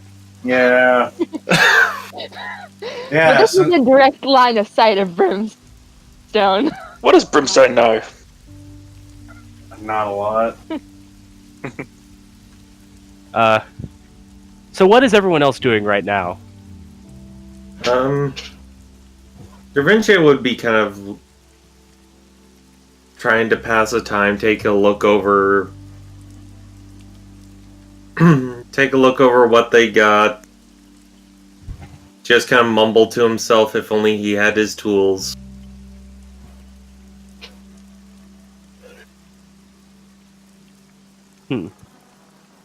Yeah, unfortunately, you don't really have your tools. Yeah, so Does it's not like he he have can... prestidigitation? He does not have cantrips like that. Okay, I couldn't remember if he did or not. Yeah, because you would have noticed before that Failsy was able to make tools with prestidigitation. Does Flare have prestidigitation? He actually doesn't. He's not that kind of magic user. Actually, he would ask Failsy if she could conjure up a little hammer. Oh, sure. With a wave of a hand, she's now holding a golden ball-peen hammer, slightly glowing. It'll last about an hour. It gives me something to work with. And just kind of investigating the rock he picked up, breaking it into smaller pieces, see if could come up with any ideas. Or are you just breaking one of the jewelry grade pieces of bloodstone? Specifically, he starts with breaking off a few pieces of the ignis rock. Okay. And he did also pick up some non-jeweler grade bloodstone. Yep.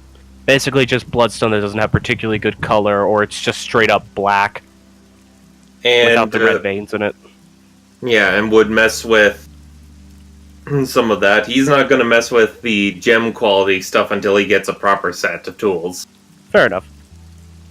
Go ahead and make an investigation check, and I'll resolve that after seeing if anyone else wants to do anything. So, is anyone else doing anything right now?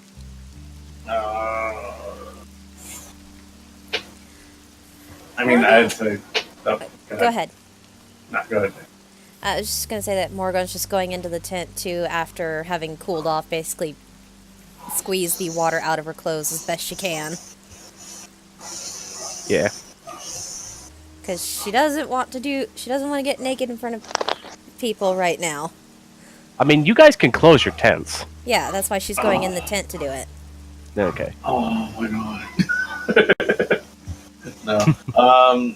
Brimstone's just kind of messing. you would- with you would- minor illusion. Sorry. What was Brimstone doing? Basically trying to use minor illusion to try to figure out like how exactly to build a scope. Oh, basically like Yeah. making schematics for yourself and seeing if you think they'd work. Yeah, kind of. Yeah. Yeah, that's it's right, because I unfor- did give you clear rock crystal, didn't I? Yeah, it is unfortunately not the greatest because Brimstone's not that smart. You also go ahead and make an intelligence roll. Okay. Yeah, no. Alright, so gonna resolve these in order. Well, actually, I'm gonna get the easiest one first. Motogun, if you really want to dry your clothes out, you notice that everything that's near Flare seems to be drying off naturally. And he's not sitting far from your tent. He's like a dryer, but walking. And Yeah. so, well, You can Knowing- basically just ask. Yeah. Sorry. well, with that, then she'll just, she'll stop what she's doing, put the wet clothes back on, just go sit near Flare. I was more meaning that if you were to, you could tell him to get closer to your tent and it would dry your clothes off, but that works too. Well, whichever, just she wants her clothes to be dry now, please and thank you. Yeah. Sitting next to him, it still takes a minute or two, but you can feel the moisture being like evaporated off your clothing. And then it starts to get uncomfortably warm next to Flare.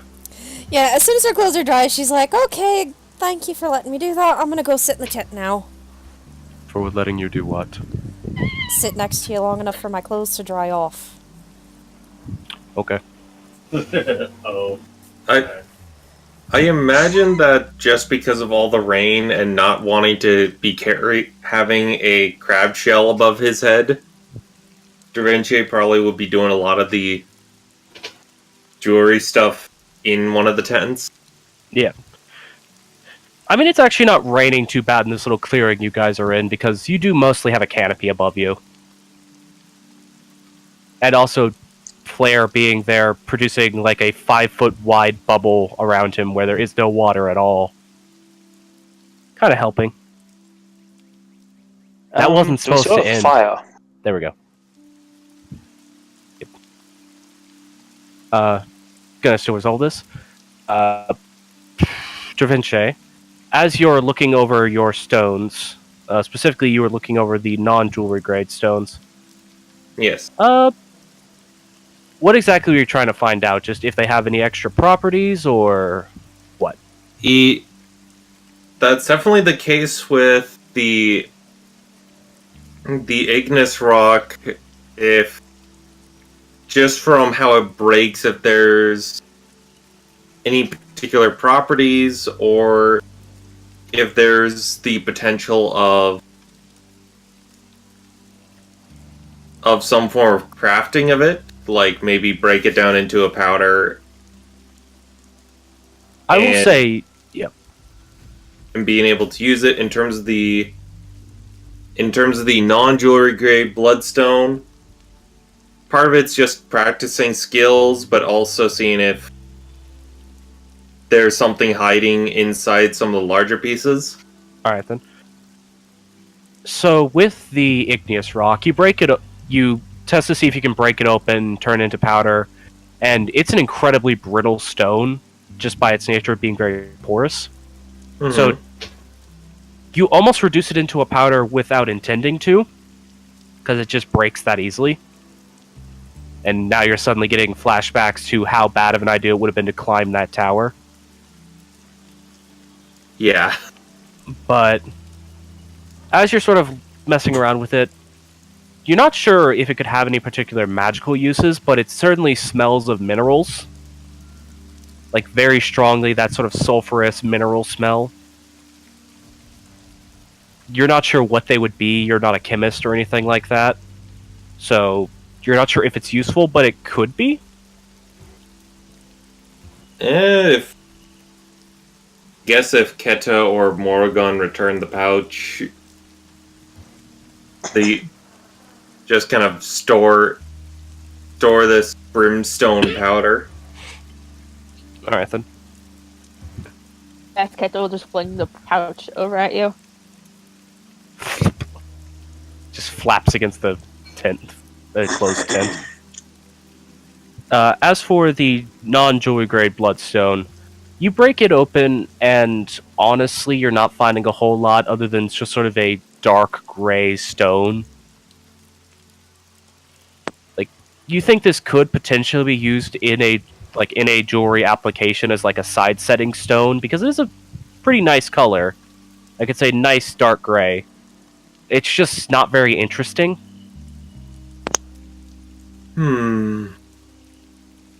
Well, these are watched, but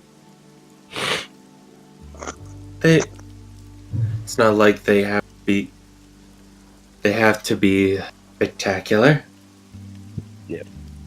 You know, most of the charm of bloodstone comes specifically from those veins of red that grow in it for some reason. Yes, which is why he's setting aside the jewelry grade stuff, particularly. Like, no touching that until having a proper set of tools. Yep. All right, but that's about what we find out. Yeah, I can't imagine working with what a non-jeweler considers a hammer. I mean, a ball-peen hammer is pretty good for what he was trying to do. Yeah. But I mean, like, weighted by someone who's never held a hammer. That's fair. The only hammers you have seen are like mauls. Yes, that's probably like, that's probably about right. Here you go. Mauls are like war picks. I'll work with this. Yep. But yeah, that's about what you why find he out. accidentally powdered it. What was Brimstone's check for again? Please remind me. I'm trying to visualize the scope, and no. Not Yeah, you're like trying to visualize what a scope would look like, but then you realize you've never really seen a scope before. You've seen a telescope, but you've never seen like one that would go on a gun. Yeah. And you've also never seen a telescope taken apart. Yeah. So it's just So you're like, it's got like a glass circle in it. Would that be right? And that's all you're imagining. It's a tube and a circle. I got it. I'm a genius.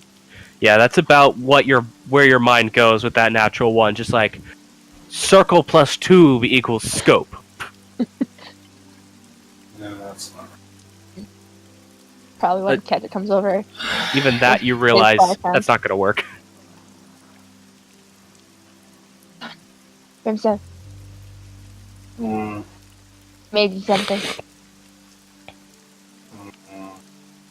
He presents the flower crown.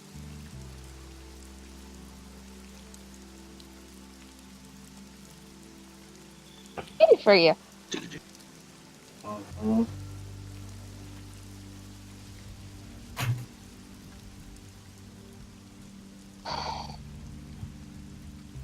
I know you're upset.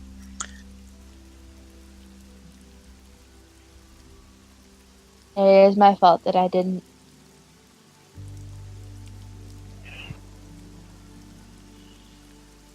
I should have asked what a crab was.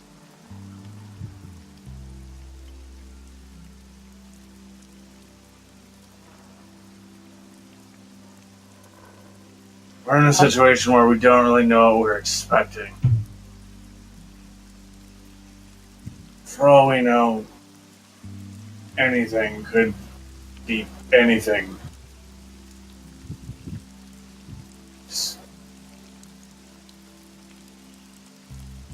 I know you're excited to be out of effectively what was your prison for most of your life, but you have to take into consideration not everything is going to be as Like,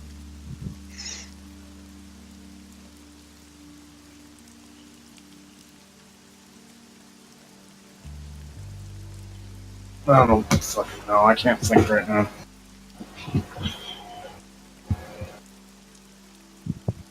I mean, hey, another thing to add on top of everything. Apparently, there's people who want to kill me.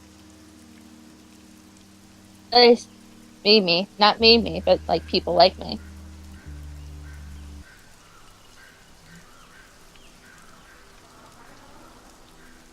And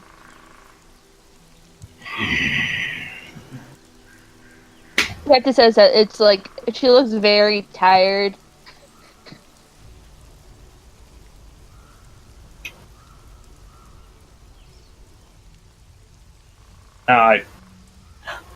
I presume that was one of the things Brimstone knows not to let people know. You're That- actually not super sure why that's the case because Well, yeah. I don't know why. It's just that's what I know.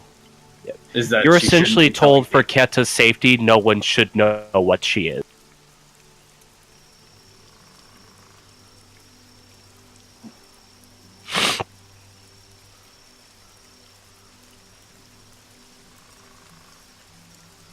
What? What? Like, I mean, yeah, people want to kill the children of Hazamard. I mean, yeah. Brimstone, I'm not just.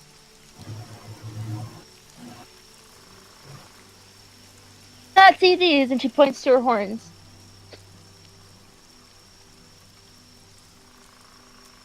It's not supposed to I'm exist. gonna see if Brimstone puts it together. Okay.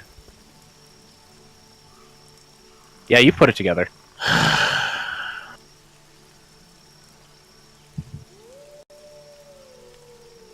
Remember how you were not supposed to tell people about that? Tell Claire. There's any others like me. Say it like me, but He's a smart man. But you don't tell smart people things. They figure things out. you just don't want me to talk to anybody? Most people are smarter than me.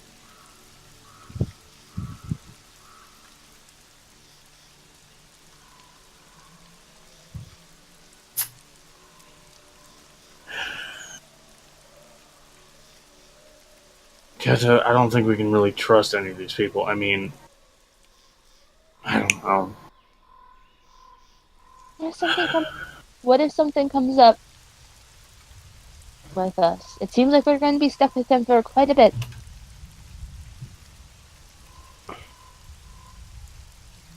Just keep them in the dark, Brimstone.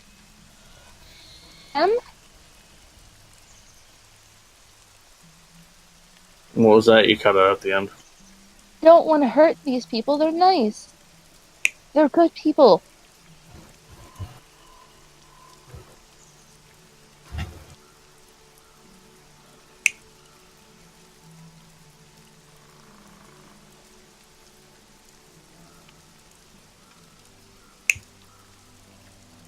You know what, Mom, is you've seen. I'm well aware. It could be an unstable ball of whatever. And I don't know.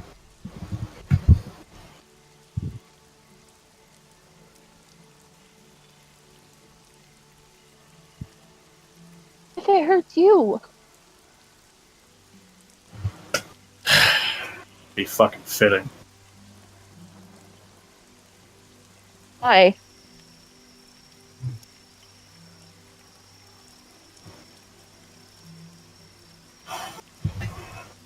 Don't worry about it.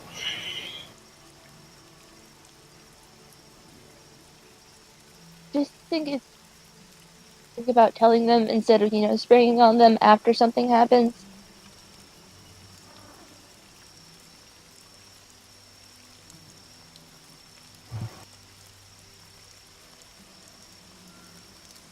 In a way, it's not just you looking out for me. It's not you carrying the burden of me.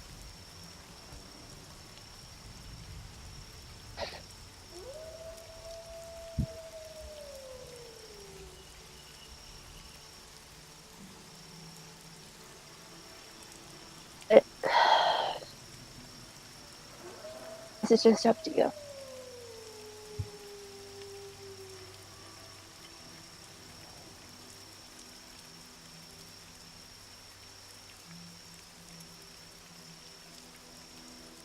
She'll toss the flower crown at his feet.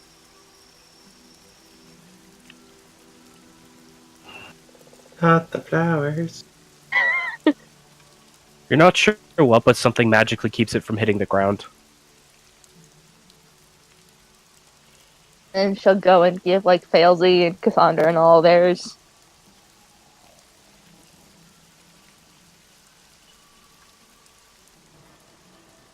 Now she does still have ribbon, so there's still some ribbon in there. Yep. It's just very waterlogged ribbon. Pinchy's still wearing his ribbon.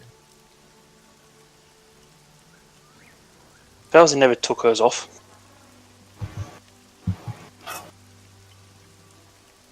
Brimstone. Hmm.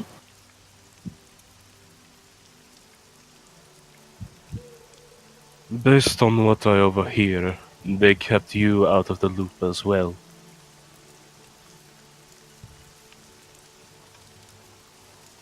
I'm approximately aware that I shouldn't be spread. As for why specifically, I don't know, and I don't particularly care.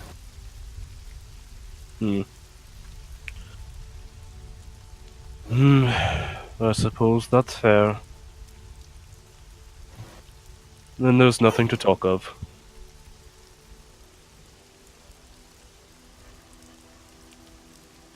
But I suppose I should probably know anyways.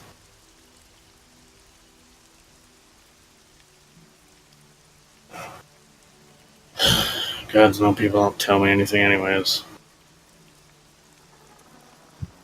Those associated with the gods. You can almost hear the eye roll in his voice as he says that. Typically say little.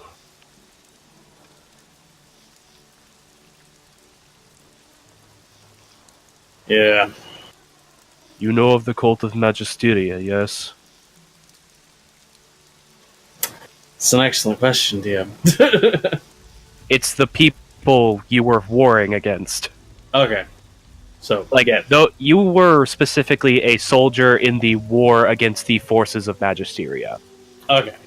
The cult of the cult of Magisteria is like specifically the magical practitioners who are trying to bring about the resurrection of that god. Yeah, that's Like- right. I just remembered. Yep. That's the goddess's name. Yep, Magisteria is the name of the goddess of wild magic. Yeah, I've killed a number of them. Oh, I'm sure. But... And he's actually turns an eye over to Keta. Which, this is a rare thing right now. Flair has his hood down. He's just a very old, like, leathery skinned drow. His hair is still inside of his clothing, so it must go at least somewhat the way down his back, but he still has a full head of white hair. And he just sort of looks over at Keta while she's passing out the flower crowns. The cult of Magisteria has a particular interest in those like her.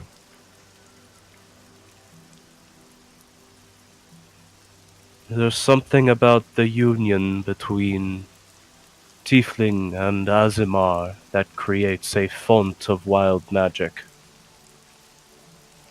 Something chaotic about the union.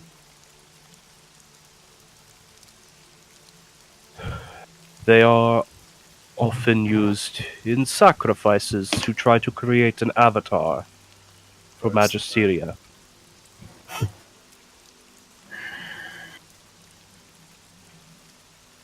Oh.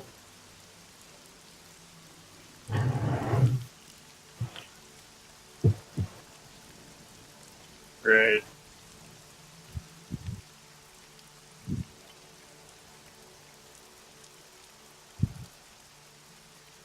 Yes, it is awful, but that is probably why you were charged to protect her. I still don't know why. Well, you were a soldier against the forces of Magisteria. I suppose they figure someone practiced in combating their forces would be the best to protect her. But that is just what I assume.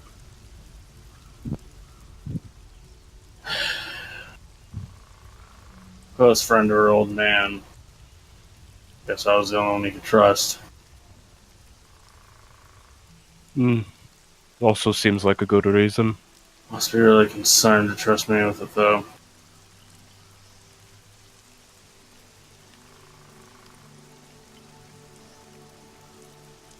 At that point, like, Brimstone just kind of reflectively looking at his brain.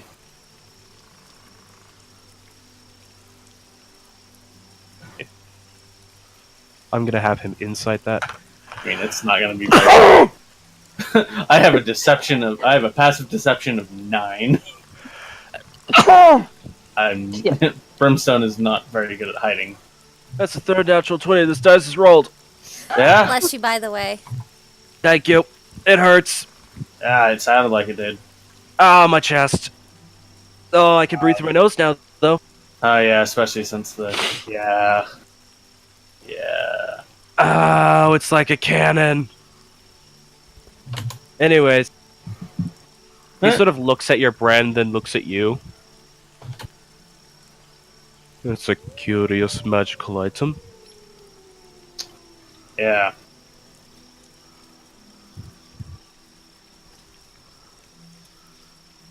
I'm guessing it has a story, and not one you wanted.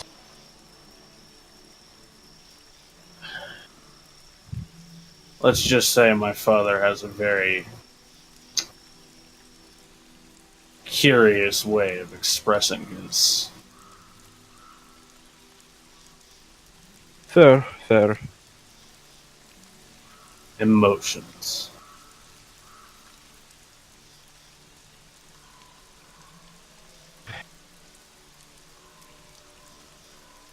Flair's not a very expressive man by nature. He certainly has a look on his face when you say that. Not really sure what the look means.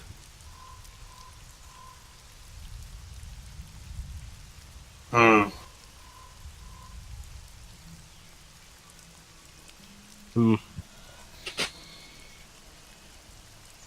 Well, the night grows close. We should probably discuss watches.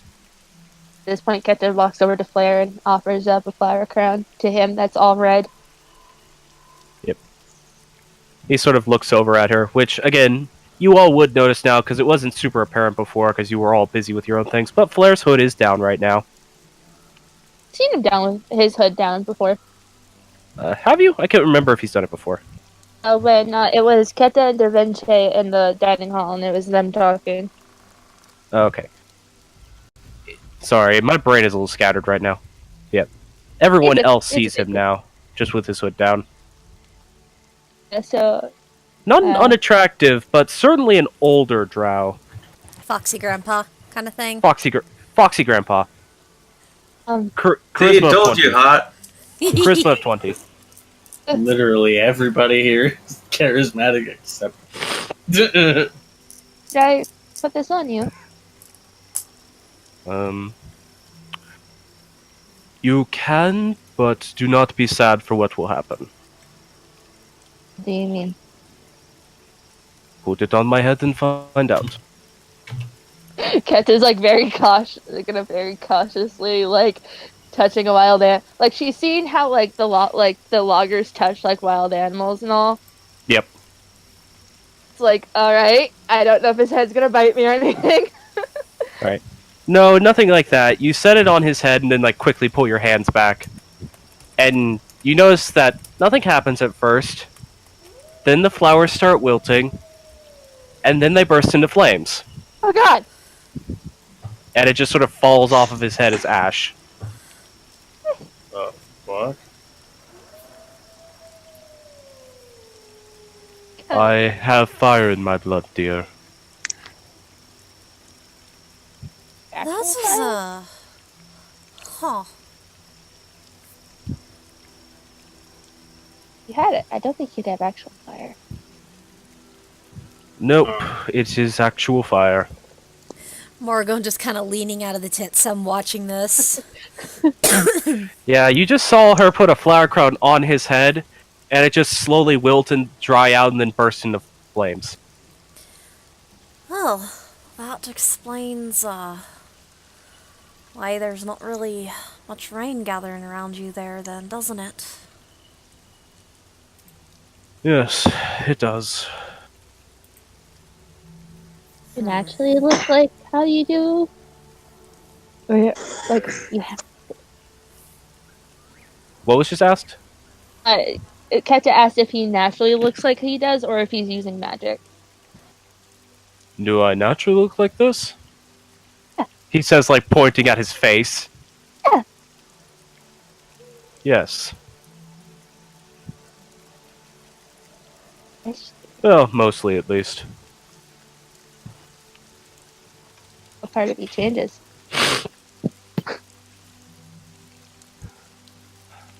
I wonder if he can actually show this off.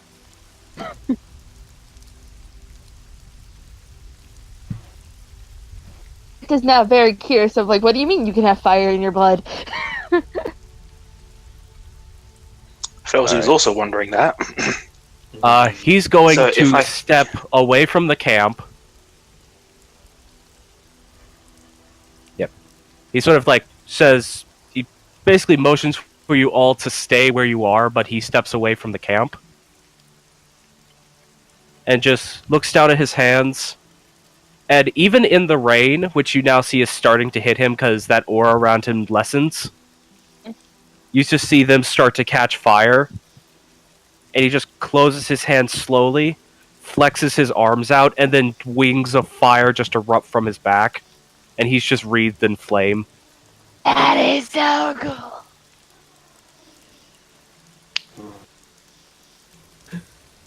Anyone who wants to can make an Arcana check. Abso-fucking-lutely. Yeah, no, Brimstone wouldn't know what the hell's going on. Oh, Brimstone actually might know what the hell is going on. Oh, okay. 21. I'm gonna say Da Vinci's too busy. The intention of And me saying that is because you would have had advantage on the roll. Oh, okay. I'll just. Because roll you would one. have potentially worked with people. No, you just you did not care enough to remember these people. No, Brimstone's too focused on the specific mentioning of fire in the blood and Yep. how that relates to something else that he's heard relating to himself.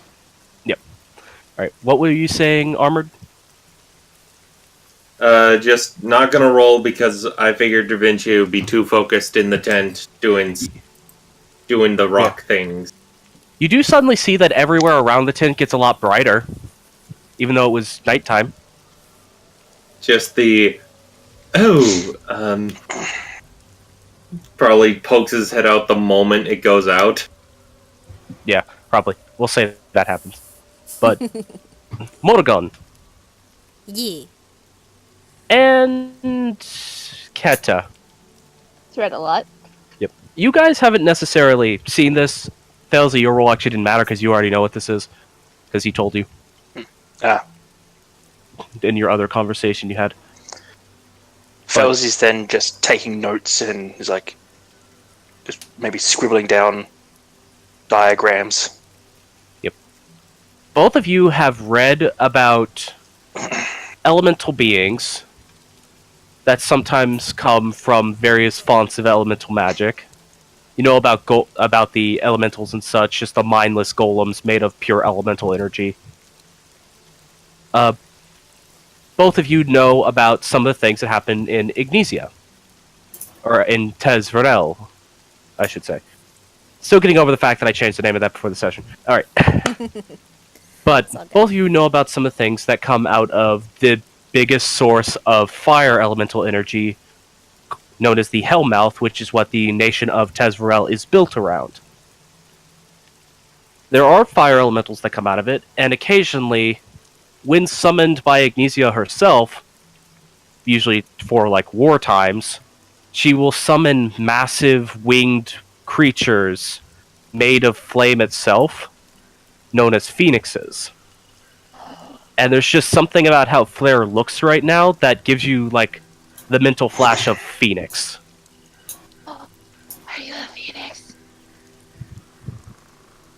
No, I am not. And the fire dies down, and he returns to the camp.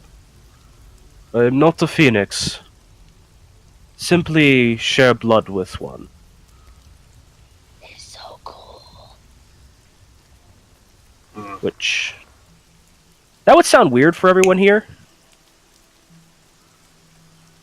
Yeah, Because What? again, it's just reminding Brimstone of something that he's heard relating to himself. yeah. But that would sound weird for everyone here because phoenixes are literally constructs of fire. You shouldn't be able to share blood with one. It looks like she's doing 4-dimensional math on that one. It is a construct of fire that Ignesia herself creates. And then they are supposed to just go away when they've served their usefulness. So is it like that, like a phoenix was in your bloodline kind of thing, or is it like they just kind of touched your bloodline and went, here you go? In the bloodline. Huh. Well, whoever calls that to happen's far braver than I am. Now Failsy's doing 4-dimensional math. How do screw Phoenix? It must have been very painful. I mean, I've heard religious people say I have poison in my veins. Mom say that about you? Probably would have told Keta directly, to be honest. Because Keta's mom does not like Brimstone at all. Hmm.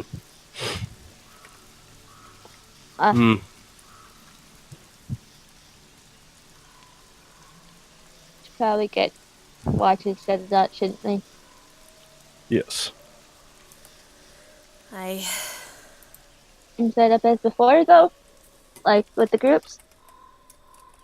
Probably for the best. Alright, so which group is wanting to take first watch? Guess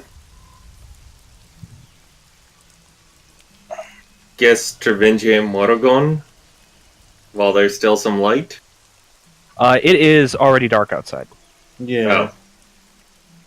I'd probably have to, Because it started raining, that has pretty much covered up the last bits of sunlight for the day.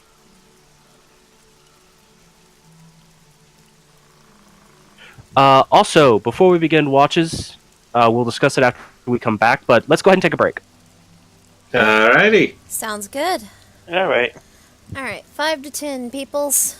Yeah, because I need to refill my water bottle. Yeah. I need more sips. Yeah, everybody get more sip. I have my sip. Get your sips. Everybody get your sips. If you have a cat, give them scritches. If you want to get a snack, make sure it's crunchy. Gotta give that stream what it wants. You know what? I'm going to go up and grab some chips. Yeah, give you some chips. I'm gonna go slap a chicken because they won't shut up. Alright. 5 to 10 people. Keep Alright. it up.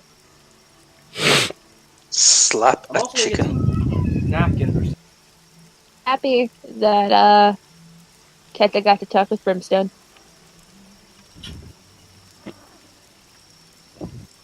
Didn't resolve much, it was just more, they talked.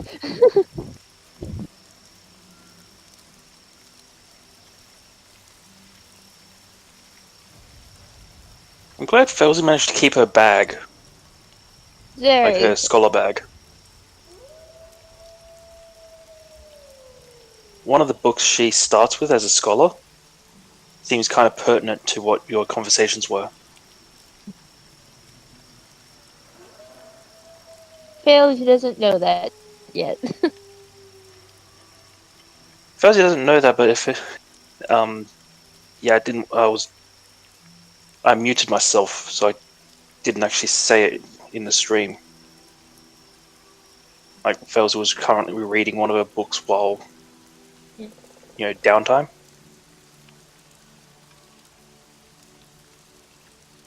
and it's a big book on the Magisteria.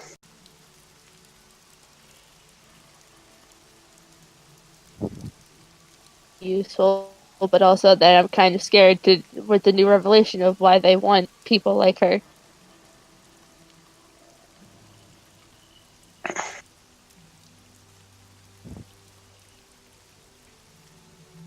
Yeah, that's cool, but that's also fairly terrifying for a small child.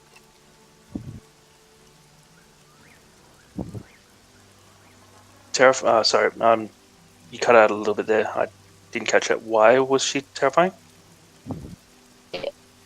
Because look, some people want to take her, and you know.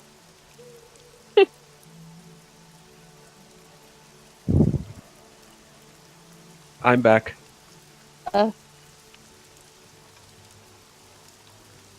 Who is stealing who? Talking about the fact that it's Keta is soon going to find out. Yeah, no, it's like sacrifice you Yes, because what you are. it's very specific. It's very specifically to sacrifice you so that it will create a well of chaotic energy that they can then use to try to summon forth a god. Yeah, that's terrifying. Yep. This Just world know sucks. I am here. Yep. I'm just I figured having you would because you're muted.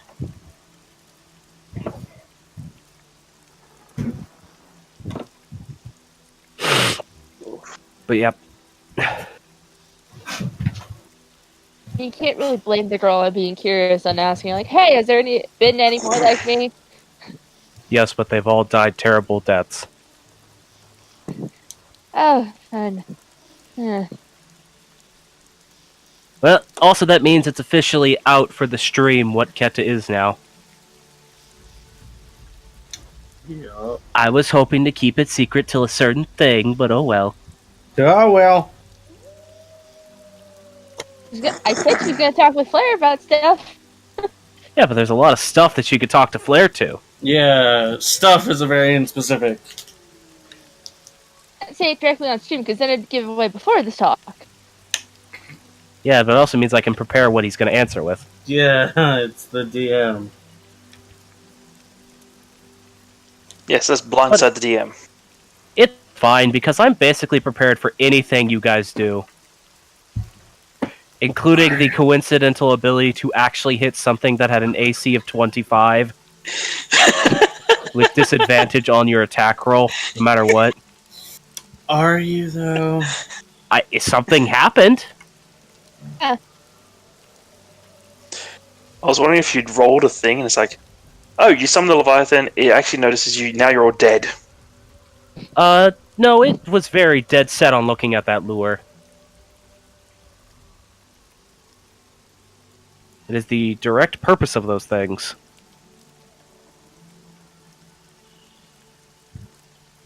Another question is, why the lure? Why put a lure here?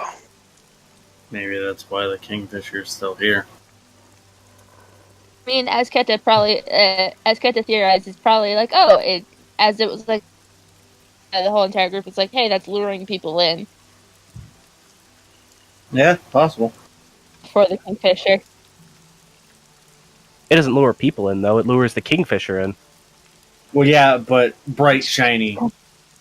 Yeah, ships come in, and then something hits it, and then that summons the Kingfisher, and then, ow. Maybe. You don't know. Because we haven't Yet. tested it, because nobody's stupid. Nobody's stupid enough to be like, hey, I'm gonna dangle over the water. Right. Now you say that, but I guarantee one of you guys is gonna dangle over the water before the end of this. One of us already has. Probably Da Vinci. Yes, Dravinci. My super glue exploded! No. I just I, like how I come everybody back everybody else to hear that. everybody else keeps doing things, and Brimstone's just in the back, just like, Now, how do I make a scope? no, it's not even that. Just like with the Failsy thing, just why? Brimstone has one move, and it's disappointment. Yeah. I'm the biggest contributing factor. I'm his biggest disappointment. So there's two things to Brimstone: disappointment and shoot. Yes. That's how he vents it. When something you can finally fucking kill something. I'm sorry there's not a lot of combat. You guys aren't going to combat areas. No, it's fine. I know because We'll we try went, to the go- entire, we went the entire opposite direction of where DM wanted us to go. No, you did not go the opposite direction I wanted you to go. There's things you can find all over this island. Well, the opposite direction of what seemed like the plot line. I mean, you guys actually technically found the plot line really fast. You found the folding boat. Ah, that's fair. We didn't go follow the spider. That's what I'm trying to say. Okay, you can always still follow the spider. It also might not be a choice in the future.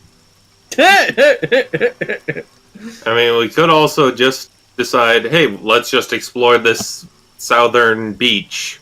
See what the fuck's over there. Could. Is everyone back? Spider. I think this is where the DM goes, yeah, and guess what? I'm just going to erupt this volcano because fuck you guys. Get off the island. That Oh, volcano can't erupt anymore. go away. All of us are back. Yay. Ignore the rumbling. Alright. It's fine. Alright, so, roll call. Do we have an Andy? Yes. Do we have an Armored? It's Yes. on the tip. Do we have a Danny? Yee. One Failsy? Yep. And a Myth. No. Good enough. Alright. We don't have Myth? Fine, let's continue going. The Mythosia you knew is no longer here anymore. He has been replaced by the handle of a pistol. By an entire gun. Anyways. So, what is the... Stop breathing into the mic, whoever's doing it. What is the order we want to do watches in?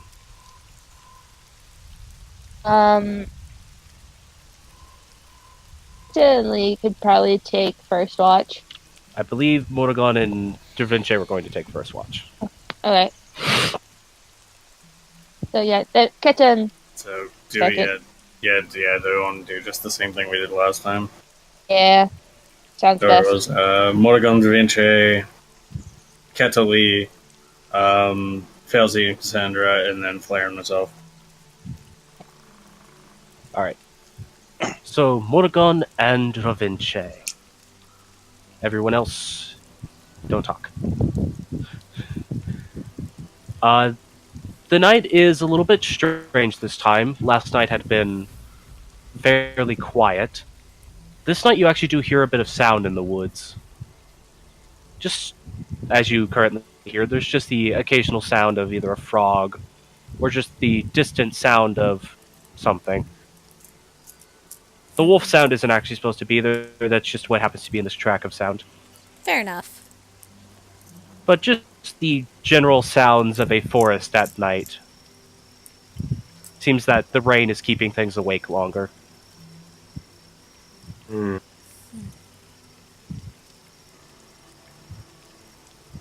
Yeah, and Morrigan, with your sense for rain, you can tell that this isn't going to be a particularly heavy storm, but it's not going to let up for a long time. Advantage So- of coming from where she does. So yeah, you get the sense that this is going to go on for a while. So much rain. It's probably not gonna let up for quite a while.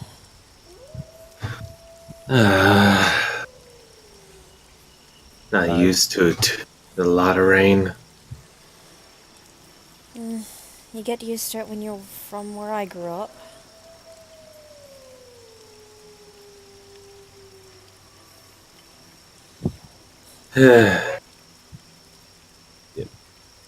Da Vinci, where you grew up in Tezrel, it does rain, but the rain is hot in Tezrel. It's Yeah, almost so it's like a this is shadow. a cold rain. Yeah, this is cold rain. So, not something you haven't experienced experienced before. And being near the fire makes it more bearable, but certainly chilling your thinly clothed form. Ugh. Ugh. Wish it was the rain from home.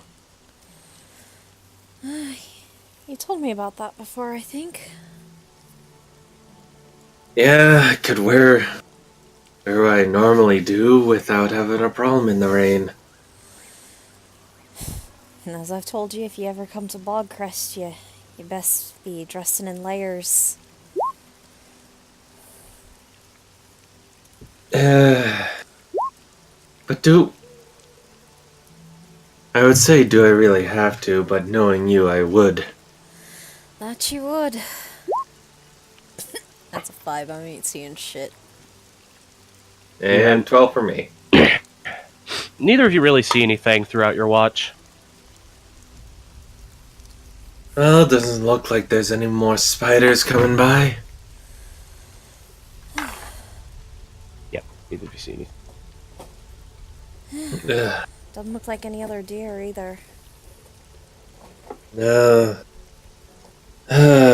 These past few days have been bad. Constantly having to fight one thing after another. Been doing alright, though. Yeah, Especially able you. to hold my own. Well, to be perfectly honest, I didn't know you knew how to use those swords for anything other than dancing.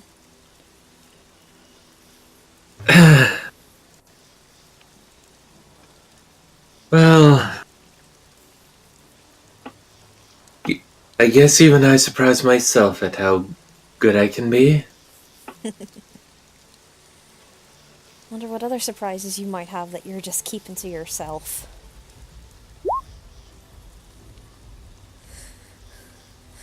Should I roll an insight? Only if he's intending to lie. Well, I figured roll the deception because he is lying. If Morgan would have any reason to suspect him to be lying, then you can roll an insight, but if she doesn't, then there's no need to. She would actually be starting to suspect something at this point, so yeah, I'm gonna have her roll insight. Alright. 15! Yeah, there's certainly something he's not telling you. You're not sure what it is. Who knows if I've got something, huh? You know he has some. Uh-huh, yeah. What? We've known each other long enough that I can see through your bullshit. I hope you know that. Me with bullshit? Not at all. Javinci, you can trust me. I hope you know that.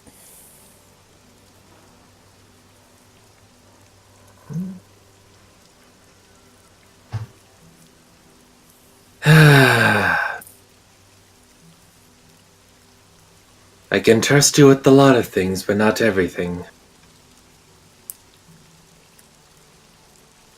This is something you'd get in trouble for.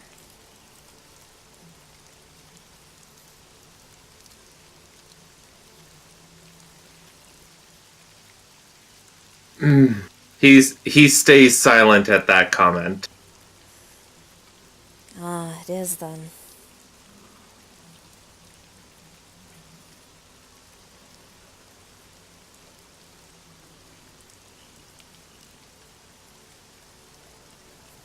Maybe, maybe not.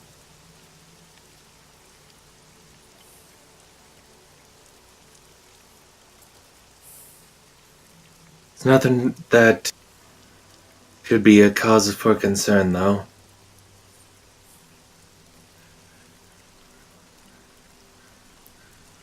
Well, I doubt it's a case of you got somebody chasing after you. Well, well, I don't know, maybe if you had fun with the wrong woman, you might be. You know me. I probably do somewhere. I just don't know it. Fair enough. Laughs in DM.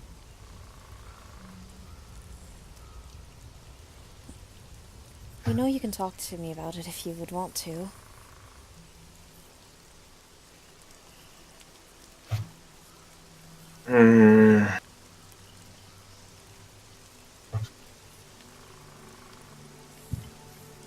All I'll say is that there are a few surprises that I've yet to show. I don't want to reveal them unless I have to. Fair enough. I mean, you know things about me that I don't openly talk about.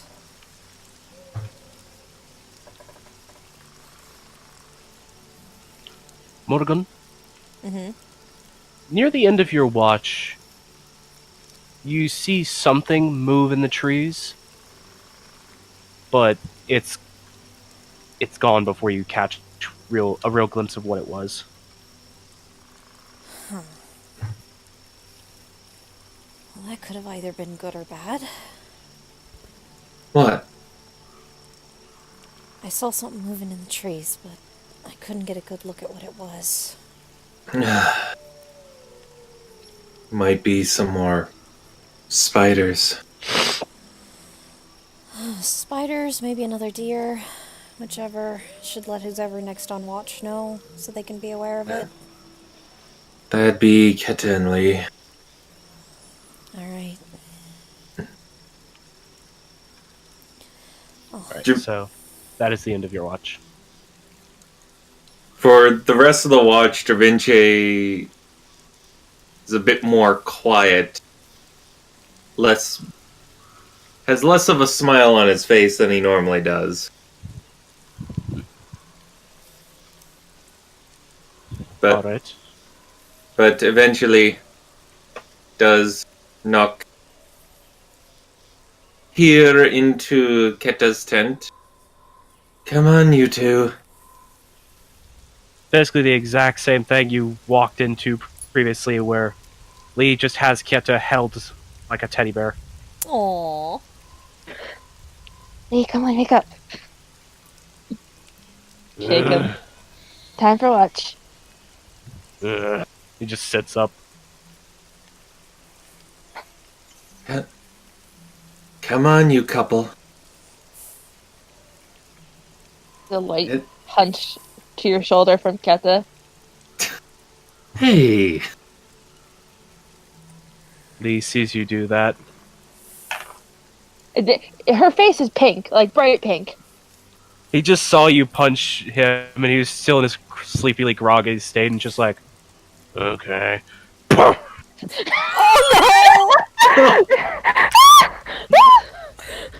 What?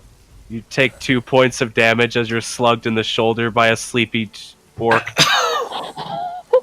It doesn't even feel like he tried to put his strength behind it. He basically just moved his hand towards your shoulder. He hit my AC, huh? He rolled a 19 on the die. Yeah, that hit it. I'm just picturing Morrigan seeing Da Vinci poke his head into the tent, mumble some things, and then get sent flying right out. Well, I imagine the punch on the shoulder was as they were getting out of the tent. Yeah. Yeah, Keta's was very playful and light, and then Lee's was just like, sees the punch. Okay. Ow. let's not punch Da Vinci. Please Okay. don't. Sorry. Pats the same shoulder. Ah, Keta, Lee, just so you both know, before we fully turn over watch to you, and she'll point to where she would have seen the movement. I saw a movement over there. I couldn't quite tell what it was, but just so you're aware. Lee just sort of nods. And settle down. Alright, let's go lay down. Of course, Yeah. you're spoiling when I'm doing a perception check for Lee. A roll perception check for Keta. Hopefully you think- were better than Lee did. 11. You rolled the same as Lee did. Except he doesn't have a Makes sense. modifier, so it was just an 11. It's a little good for what I was kind of wanted to ask Lee. Yep. During lunch. I mean, not. You mean like, is this a callback, or are you referring to now as lunch? Watch. Watch. I thought you said lunch for some reason. Sorry. It's fine. My ears aren't working very well right now. I'm just falling apart, everyone. No, we need to get the super glue. It just I heard lunch exploded in as my well. hands. I was literally super gluing something as I came back from break, and the glue tube exploded. Fuck. So, I imagine we don't see much. Let me actually see if anything even happens during your watch. I'm gonna roll a different die. No, you don't see anything. Oh, kind of as you're sitting there, and Keta is sitting a bit more close to Lee than last night because she's not. He's clearly not fully awake right now, but trying to stay awake. He pokes his shoes like, "Are you good up there?" Yeah, Really tired. don't usually have to do watch. I usually cook and clean. This is new. I don't have to do watch. I usually just slept in the house. Yeah, but you're full of energy anyways. Just sort of like pokes you on the forehead. As my dad says, it's a blessing and a curse. Yeah, I can be up for a long time, but also, my mind starts to wander, and that aren't going to yeah, happen. No. I'll get it.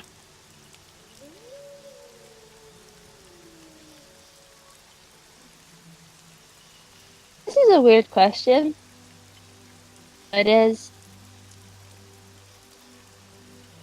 Have you ever kissed anybody?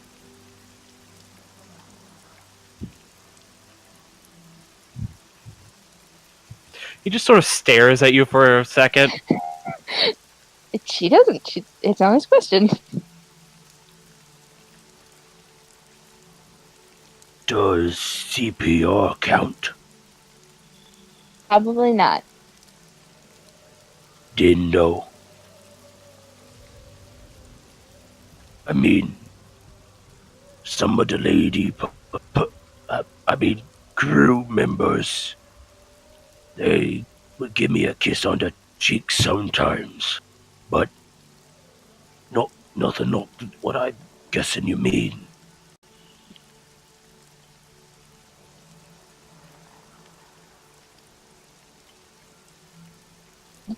I've only really read about it in the books my aunt sneaks me. You can read about kissing? There's these books that romance novels, and Books are a thing. Books are a thing. I have a lot of romance novels at home because, well, it was my way of like, well, I'm not stuck in the house anymore.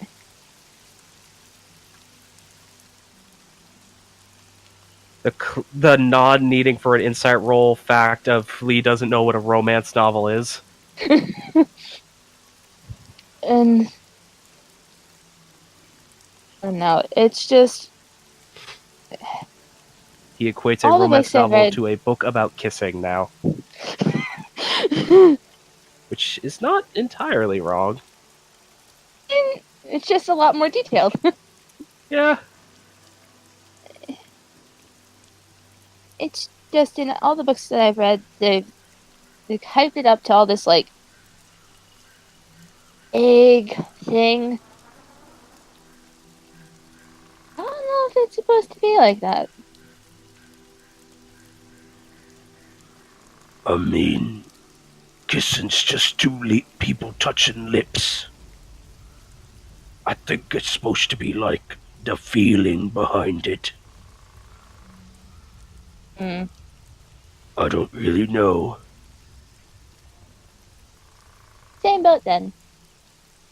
Yeah. Not literally, but I mean, no, you were raised on land. I was raised in a boat. Different boat.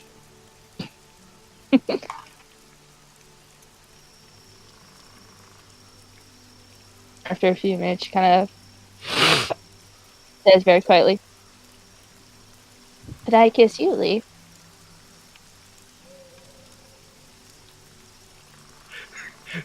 You see him like give a cautious eye to Brimstone's tent because he noticed how Brimstone was looking at him before. He's not sure what it means, but he's concerned. I mean, I guess I don't mind.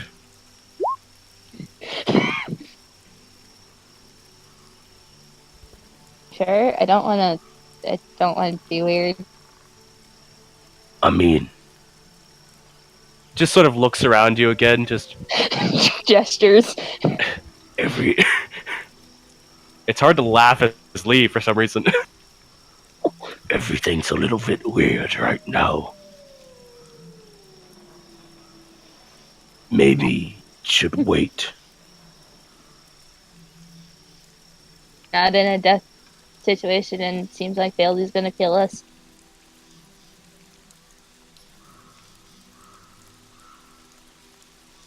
I don't know if she's gonna kill us.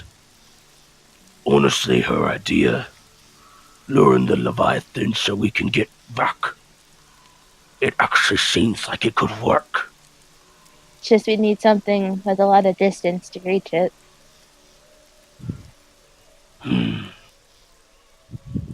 Lot of crash ships. Maybe we can find a cannon. Yeah.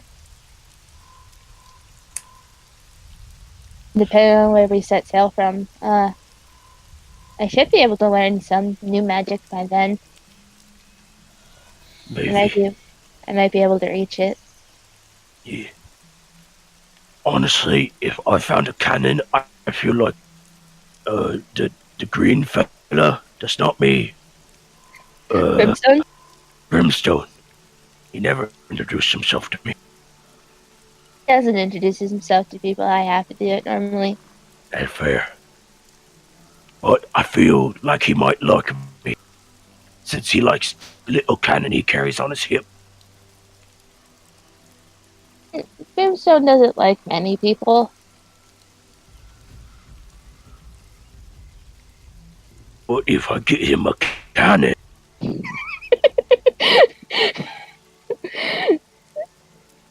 I don't think his Like- logic is flawed. Not him. A cannon that might put you in a bit. Best way to say it. yeah, Might not stab you in the middle of the night if something comes up. I'd like that. Yeah, I Not hope- being stabbed is my typical preferred way of living. I mean, that's what my typical preferred way of living too, and that's also I don't like being crushed by a crab. Yeah, I got stabbed a lot on the boat. Not fun. I need to get you some armor. Mm, Don't Doesn't really. want you to get hurt. we'll see. We'll see. Lee makes a mental note to find Brimstone a cannon because Brimstones love cannons. Instead of bitches love cannons, it's Brimstone loves cannons. That's the joke. But when we get back to land, if we do get back to land, I can at least Yeah. get you something to protect yourself with. No, defenseless. This one, Yeah.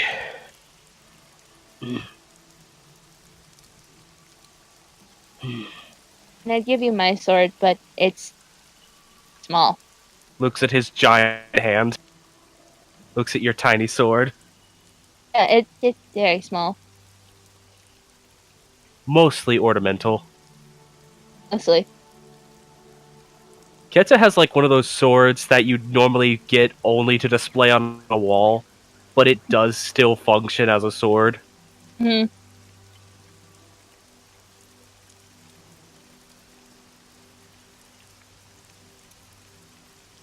Yeah. Just don't I've want got me to drink get water hurt. while talking as Lee.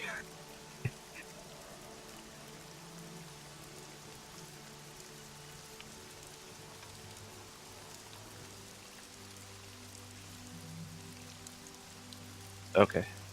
And then kind of we'll just settle the night by kind of just on our guitar. Yeah.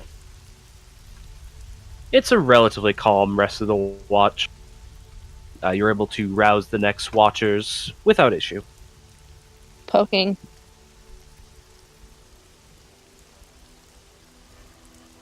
Duh. Your turn. I guess she's tangled up with Cassandra again. Yeah, Cassandra, she splays herself open when she's sleeping. Oh, shit. Right. Watch. That's an annoying thing. Can we just go back to bed? No, no. No, up. Don't make me get you up. Ah, fine. Come on, Cassandra. She just pats somewhere to rouse Cassandra. Cassandra was awake the moment the tin flap opened up. Oh, She just didn't move. She was just waiting for you to move. disentangles and gets out of the tent. Alrighty. Alright, so let's see. Third watch we're on. Got the early morning watch coming up after this. Something Morgan pointed out to me, which is that there's noises somewhere over, and she'll point into the direction that Morgan. They were on first watch, it's already third. If it's probably not still there. You guys didn't see anything. And I mean- either that or Assuming you weren't distracted. She says, looking over at Lee climbing into the tent again. turns Just- red up to the ears. Judgmental stares from both Felzy and Cassandra. Well, not Yeah. judgmental, but inquiring stares. We weren't doing anything. Uh-huh. Well, why not then? Ketsa just kind of huffs and turns on her heel and walks back into the tent. Cassandra just like leans down to Felzy, just like, they were doing something. I wonder which base they might be at. Boy looks like a pup, can't be passed first.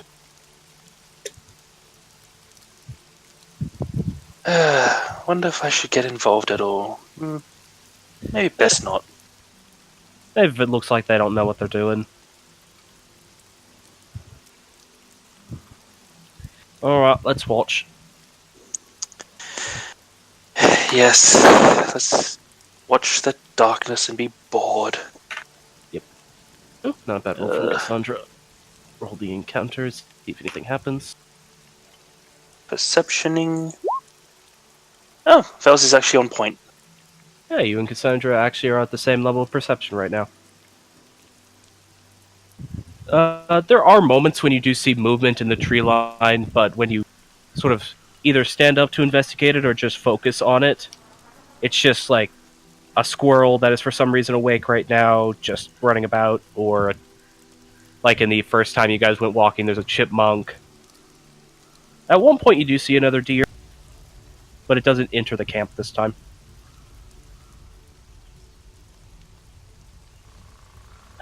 Whole lot of nothing right now. Whole lot of nothing right now. Too much nothing.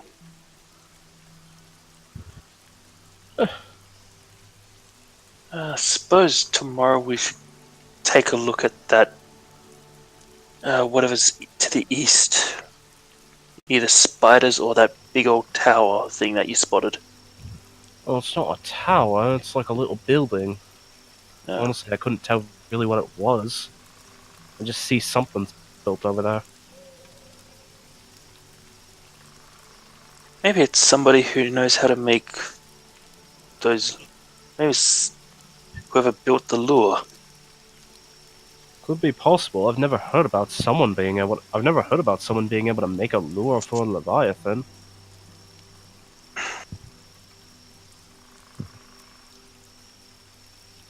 I mean, Makes you wonder, we've got the things that keep them away, but never bring them close.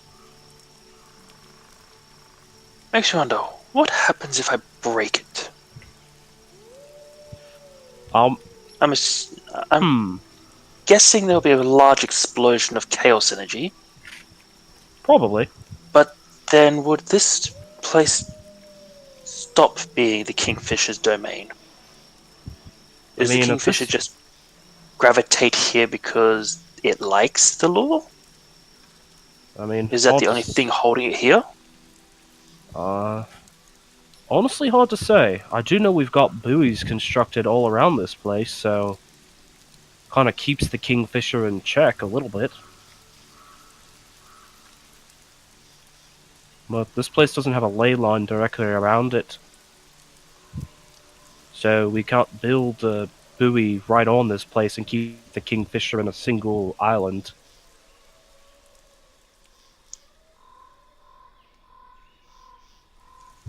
Lots of questions. And not a lot Lots of of answers. hypothetical experiments that could answer some, but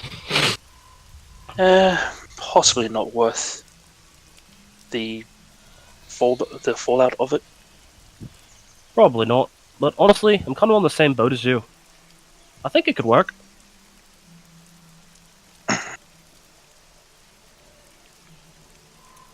We just gotta figure out a game plan on how to shake that lure up something fierce.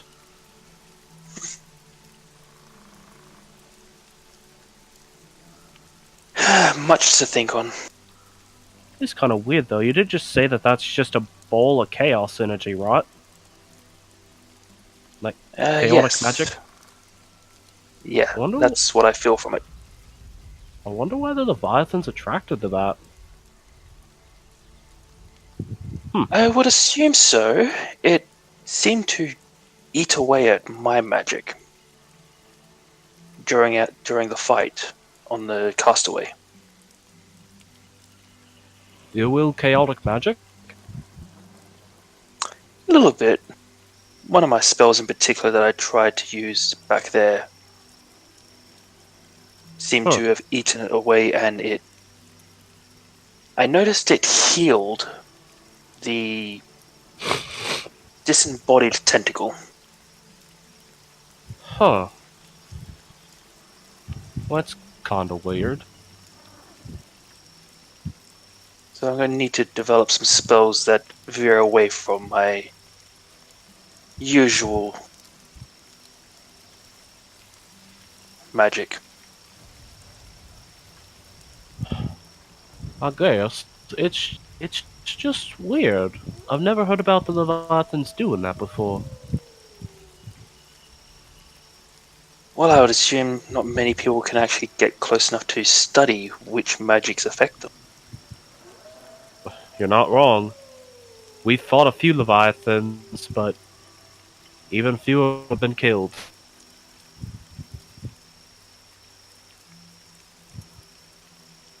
And honestly, it's just a losing battle, so we just build the buoys. Keep them away. Exactly, and So many questions, few answers.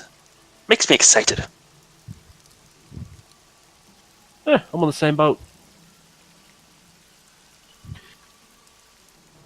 Is there anything else you want to particularly ask of Cassandra? Because otherwise, your guys' watch is uneventful. Nothing pertinent. All right, then. So your watch passes.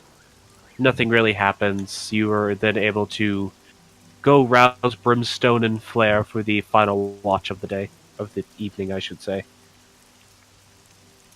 The early morning watch. Flare, your turn. She just pokes her head in and looks at Flare, assuming that he's just sitting there looking at Brimstone. Yep, the exact same way you found him previously. Your turn. Of course. Of course. Good night. Yes. Wanders off to a tent and collapses back into bed. Alright. Brimstone, you are aroused by Flare. Time for the watch.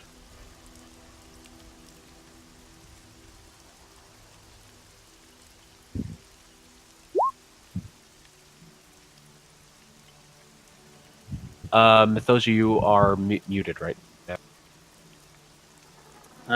Yeah, I forgot about that. Alright.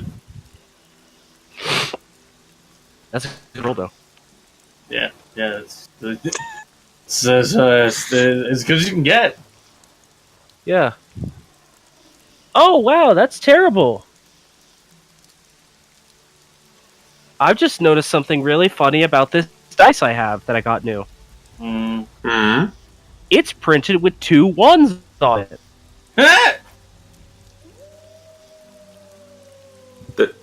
That's unfortunate.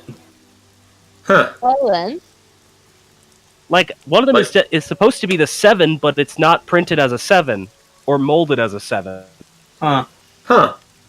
And that's the Yeah. dice that you bought while I was down there? Yes. Thanks, Armored. This dice rolls really well, but has twice as much potential for chaos. Oh, You're dear. welcome. Oh dear. This is going to be a fun dice. There is no 7. He did roll the 1, though, on his perception, so he's just staring at Brimstone. You're not sure why.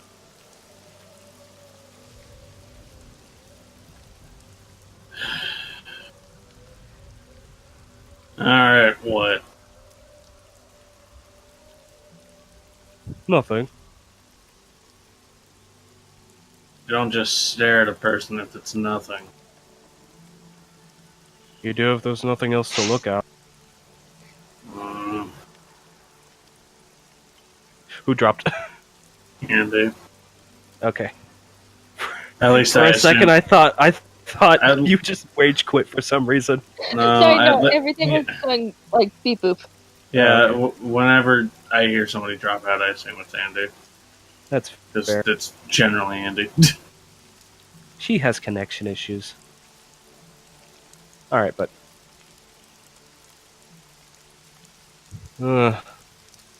no, just curious. Mm.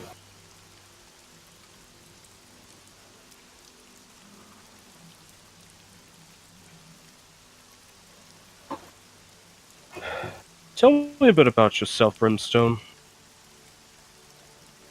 Help pass the time.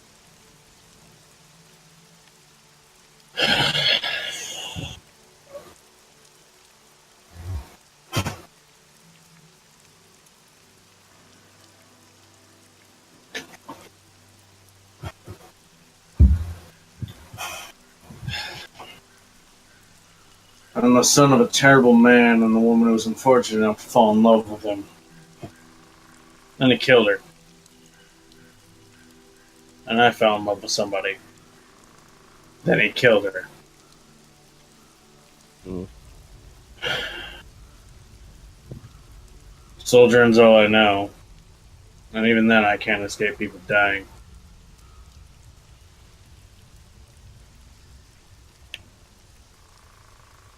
Plenty of people I've seen out there Ketcha's age bleeding out there last. I'm still here.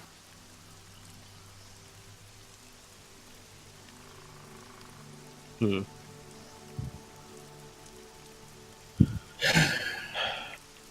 In fact, that's the reason why I got this thing. Well, I almost died myself.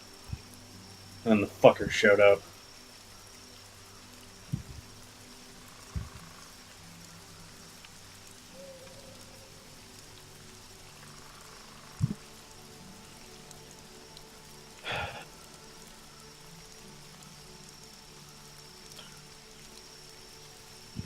I know how that goes. Do you? Yes, actually.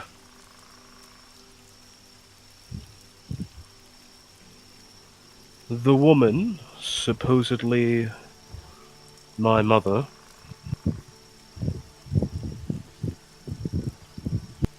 enslaved me. Enslaved all of her children.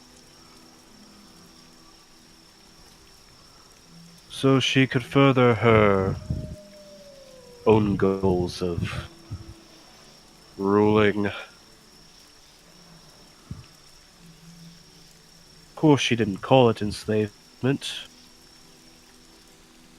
She didn't think of us even as creatures with will.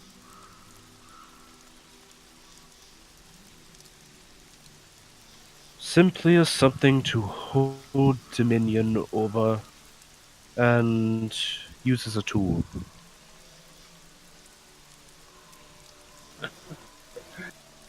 Huh. I certainly don't care for her. And she has certainly killed, or at least destroyed the minds of, many people I held dear.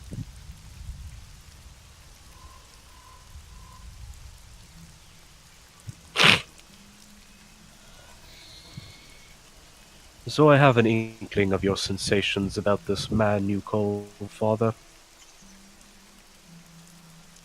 Yeah. Man.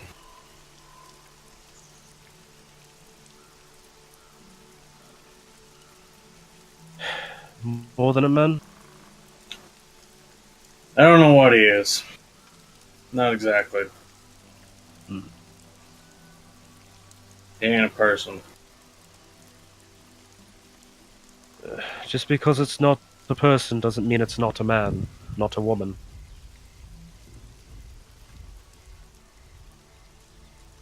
I don't think he's earned the right to be called that. Well, I am the same with my mother, yet an entire nation calls for her rule.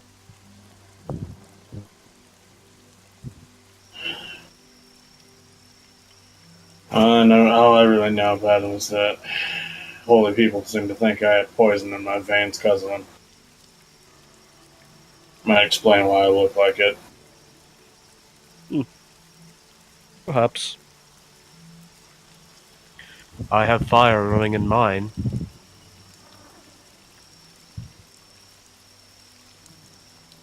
Indeed.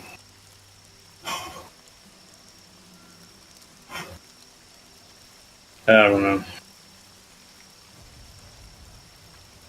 I haven't really talked to many people about it, but the people I have never heard of him.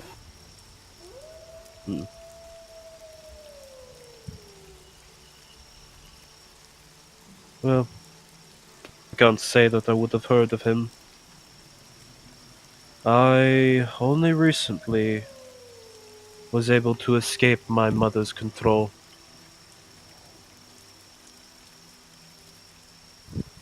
I'm still learning many things.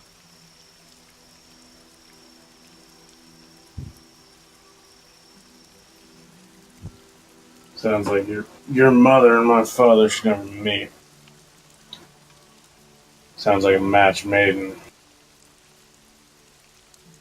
Whatever the opposite of where the gods came from is.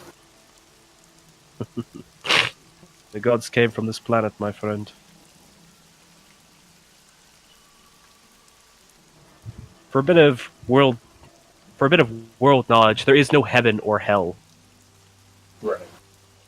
The Yeah. gods came from basically just nothing, the ether. Mm-hmm. A lot of people assume they literally just were manifestations of the pure elemental force of nature.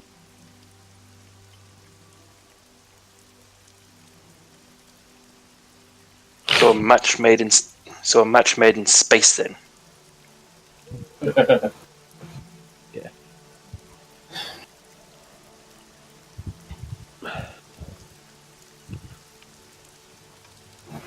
Technically, the proper term would be a match made in elsewhere. It's the only other plane of existence that's known to be a thing, and it's where just pure energy resides.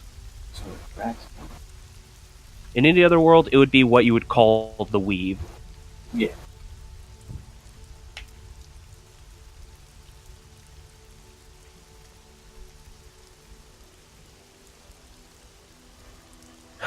But no.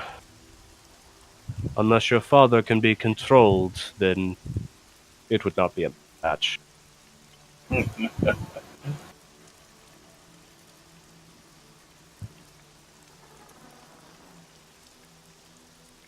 like to see anything control him.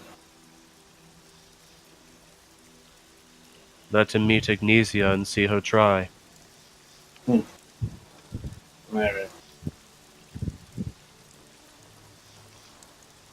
I don't know. And then your perception check comes into play. Yeah.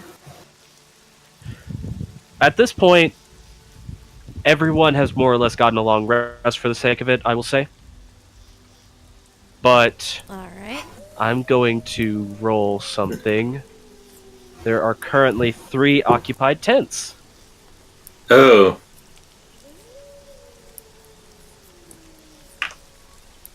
I like getting my 2 HP back. Yep. I'm being nice about that, because technically some of you haven't been asleep long enough to do that. Alright then. But we're going to go with basically just 1, 2, 3, 4, and 5, 6 being the tents.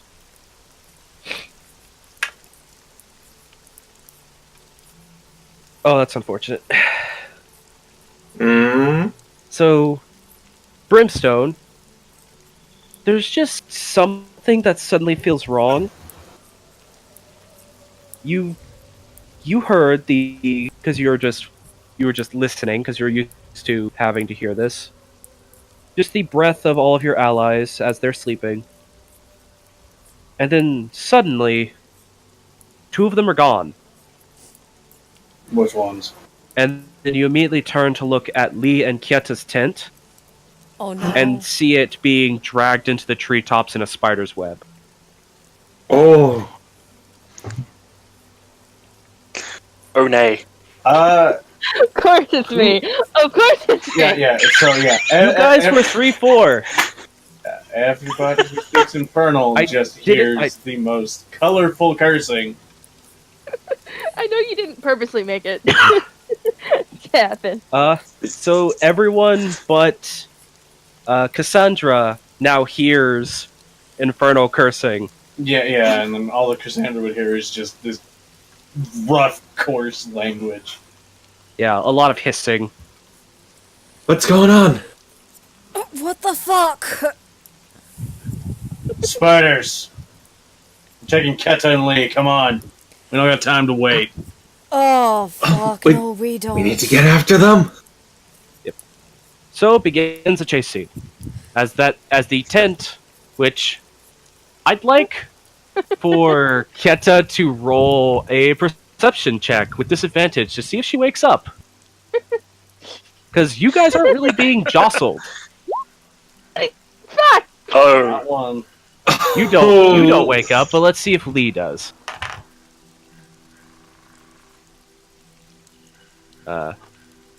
Lee does manage to wake up, and he's just like, ugh. Why are Rogan we hears us moving? screaming. Like, he hears your guys screaming in the distance because that's quickly getting away from you. Yeah, it does. But it's his realization is just, Ugh. Keta, Go for this. why are we moving? What do you mean? he like sticks an arm out the tent flap and gets slapped with the tree branch and obviously makes like a Keta, the tent is moving! I know the tent is moving. Keta, the tent is moving! Why is the tent moving? I have to keep. He can't No. close his mouth, guys. No, I know. I think it's funny. He drools. He drools constantly when he's sleeping. Aww. Oh, Yeah, the tent's moving. I don't know why the tent's the spider. Ugh. Yeah. So you both are currently in the tent, being sailed away in the trees, as everyone else is picking up what equipment they have and running after you. I mean, Brimstone's got everything he needs. Gun. Let's go.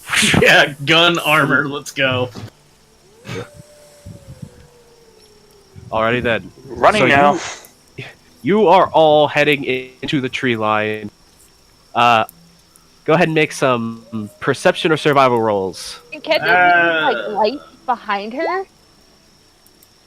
What do you mean? Use like, the cast light a light- spell. Like cast a light spell and cast it on like a treetop that they're passing. You have to be able to see it, and currently the tent flap is like sealed shut because it's covered in web. The only reason why Lee got his hand out is because Lee is strong. Yeah, it's also So- a touch spell. Yeah, thaumaturgy. Wait, no, I have thaumaturgy, so I can just keep on yelling. Yeah? Yeah, you can do that. Yeah, so just screeching Keta. It's more like, guys, we're over here. Damn it. I rolled Yeah. for Damn. survival because Otter higher modifier and it didn't do me well, so it's a 6. Alright. Yeah. I will say Felixy has collectively you one guys are in able. survival and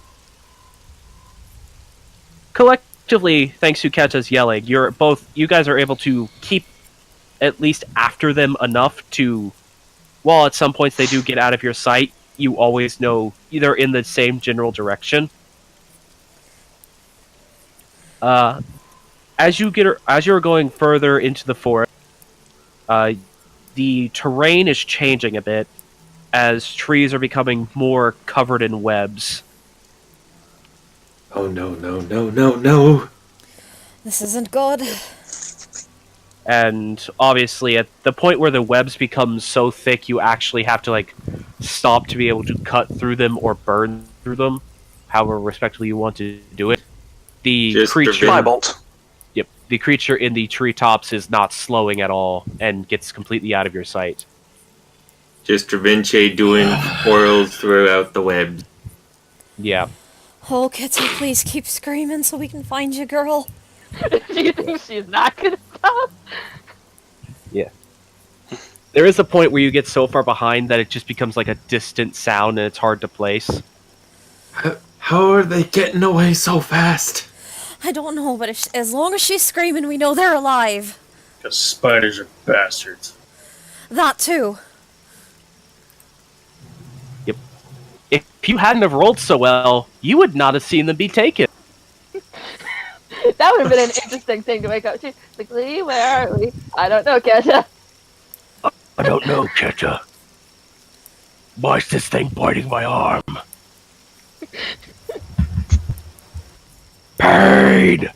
I just like the idea that Lee is so like either inured to pain or just doesn't recognize it that he can get actively bit by a giant spider and not notice it until he sees it. It's one of those things where it's like it doesn't hurt until you know what happened. Yeah. It's like the movie logic. Or it's like a little kid where it's like they could break their leg, but if no one's freaking out about them, they just go, okay, it hurts a little, let's move on. Yeah. Breaking your bone doesn't actually hurt that much. How do you know But in this? this tent, Oh, Uh, Yeah, probably because he's broken a bone. yep.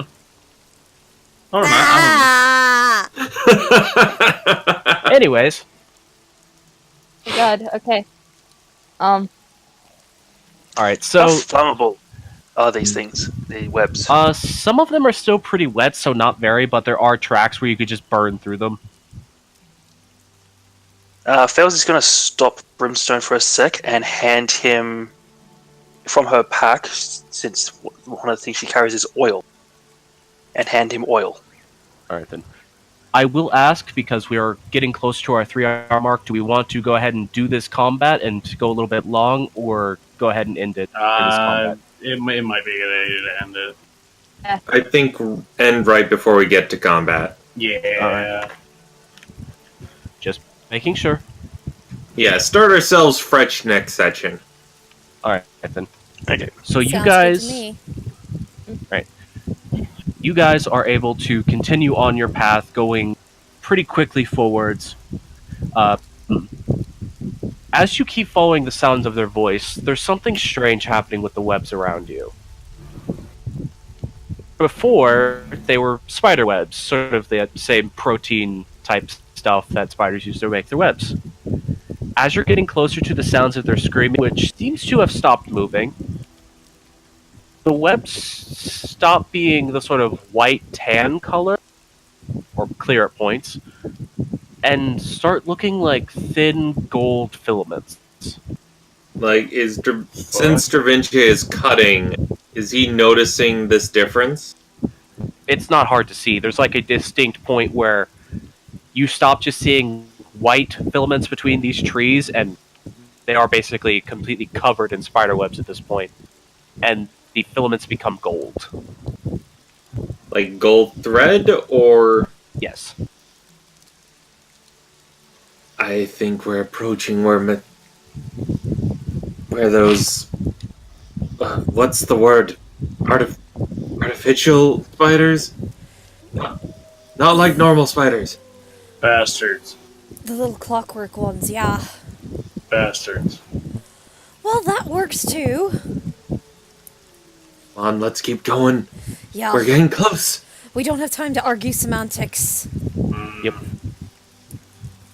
So yeah, you all continue going closer and closer, and as you are getting closer, the normal threads are giving more and more away to these golden threads until you reach a section of tree, like a section in the trees, where there is literally a wall of golden threads.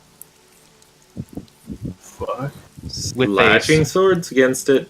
Yeah. where there is a small hole that is opened up a bit further up, where you can tell that's probably where... That's basically where you can hear their voices being projected through. Like, so a wall, like a wall that is covered in webbing, or... No, I think it is a wall of. A bit of both, actually. As you're Okay. slashing through with your sword, you do find purchase on something more solid.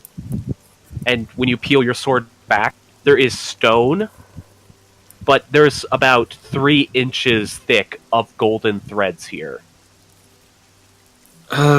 Is And you I think can the tell golden if thread you were... sticky? I was about to A ask little that. bit. But it's not sticky in the way that spider webs are, where they just sort of like attach to your skin. It's sticky like tree sap. It actually I has think- like something slimy on it. I think we'll climb. Eventually, Dravinche, you do find a section you can cut through where there is nothing behind the web. Never mind. Found a spot here. Come on. All right. Good. To send you guys something in the game chat and then explain it for the sake of people on the stream. Because as you break through the webbing layer Oh shit! and find yourselves in what appears to be a cemetery, completely enraptured in webs, in the middle of the clearing, with Keta and Lee's tent dangling from its spinneret, is a large golden frame spider with porcelain armor all over its body. Ooh. So I'm just picturing this being like the spider from Azora's Wrath, but giant. Similar, actually.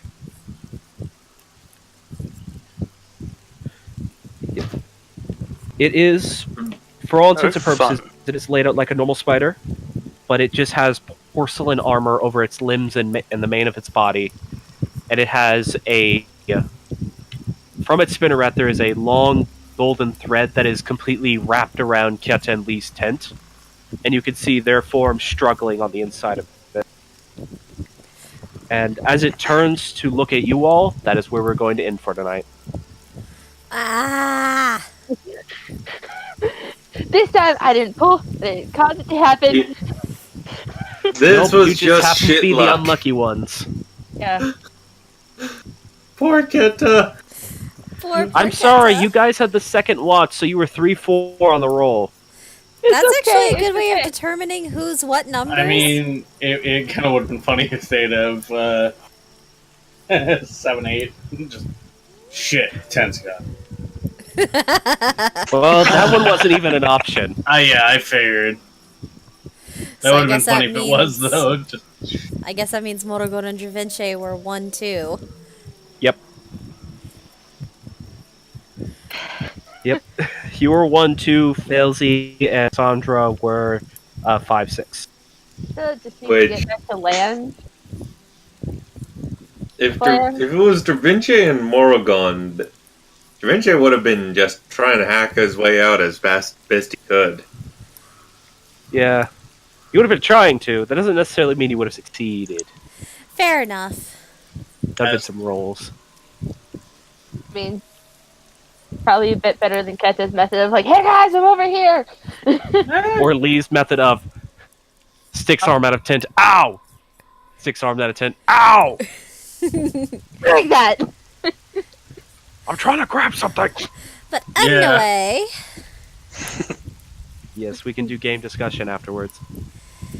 yes, but Andy, Give me a second. Yes, prepare your chili. I was about to say, yes, it's time to shill in our resident. The Shill Queen of Shilltown. We gotta know where Muscle Wife can be found. Yes, yes. You have Well, Muscle tonight- Husbando here. that's true. Small. Brimstone is skull now. Alright, so tonight you have seen me play Keta Drakenfell, tiny baby bard. The baby. A very shit time on this island. Must save the baby Yeah. constantly. Yeah. It's just due to the We well of found the- chaos in her. We found Daphne of the Scooby Gang. But Sundays, 6 p.m. She's- Eastern Standard Time, Who's Scooby? you can find me at twitch.tv/LetVarianCitizen, Lee is Scooby. where where I play Desire, Blood Hunter. She's a bit more hefty than Keta. And you can catch us through the Twitch, which is our DM's Twitch. You can find the links to our Twitter, which is at World of Iona. We post if we're going to play or not, everything like that. And then you can find our YouTube channel through the Twitch link. And that is where we post all the VODs of everything that we've done, I believe, still up to episode 28. Sunday, we're going to be continuing the story where we are traveling. We got picked up by a bunch of very nice merchants that aren't gonna eat us. I love it when merchants don't eat me. It's my favorite kind of merchant that doesn't eat me. And we're going to be continuing to travel on to Alto City, where we're going to face down a Banshee. Ooh, fun. Make sure to collect its face. How do you collect a ghost's face? With a careful Really? knife peel. That's only if anybody dies. But yeah, that is me. If Keta is the Daphne, who's the Fred of the group? Dravince? I'd say Dravinci. Yeah. Oh god, that probably means Morrigan's the Velma. No. No, I think I would Felzy's say the Velma. Felzy. Yeah. Because Felzy's smart. Not to say Morrigan isn't smart, but Felzy is specifically smart. Felzy's probably got a higher intelligence score than Morrigan does. Brimstone is Old Man Johnson. That Who's was Shaggy, though? Does anyone fit Shaggy? No. I mean, I think What is- Dravinci would fit that a little better. No. I don't think so. I don't think The anyone's only Shaggy. thing I can think of is Lee, just because But Lee is Scooby. Lee's a big man and would eat a lot of food. Yeah, but Lee is also Scooby. Lee is a cook. Yeah, he Yes. is a cook. He's also a bartender. And an adorable puppy. So Scooby. Yeah. All evidence points towards Scooby. Yeah. So, by process of elimination, would that mean Morrigan is Shaggy? I mean, she comes from a place where potatoes are grown. She can Can probably what now? eat a lot. Well, I mean, girl is curvy, so I mean, that doesn't Shaggy with boobs. Shaggy. You're gonna live with that image now, Mythosia. Methinks Morrigan's a wee bit more attractive than Shaggy. I would hope so. Y'all seen her character art? Yes. All I right. have. The shilling, though. Yeah, chilling is dead for Andy. I'm The ready. dancing and the shilling. Yeah. Does anyone Yeah. else need to shill things? Don't you before- net at me. Yeah. Yeah. I think the next person who might need to chill is probably going to be Danny. Yeah. It's either going to be Danny or me. We usually just wait till everyone else is done. Doesn't hurt to go ahead and, see if anybody else has to do anything.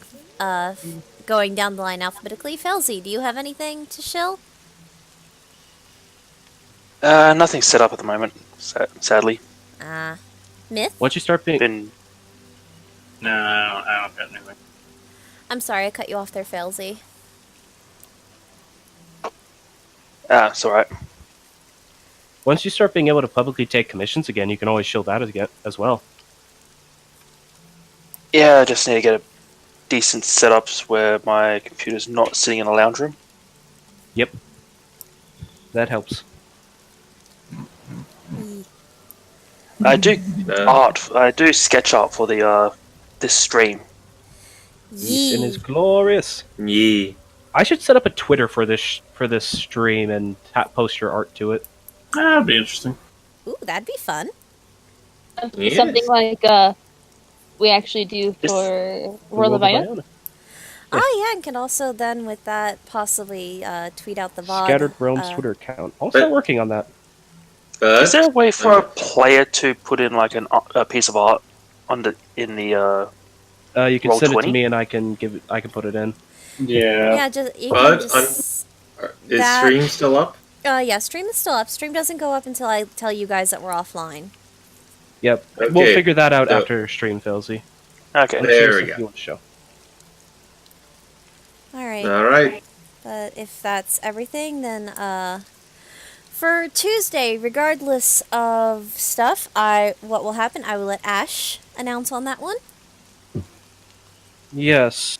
So, for particularly what we're going to be doing next Tuesday, it's going to depend entirely on our player base who can show up for the day.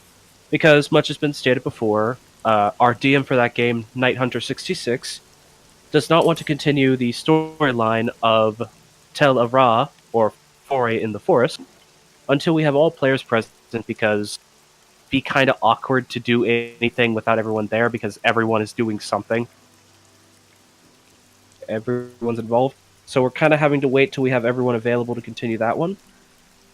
So until such a time that will be able to continue, next week we will be going back into, I should say, the realm of Neoterra. Although if all players are available for in the Forest, we will most likely be doing that. Yes, so it will be entirely based on players' accountability.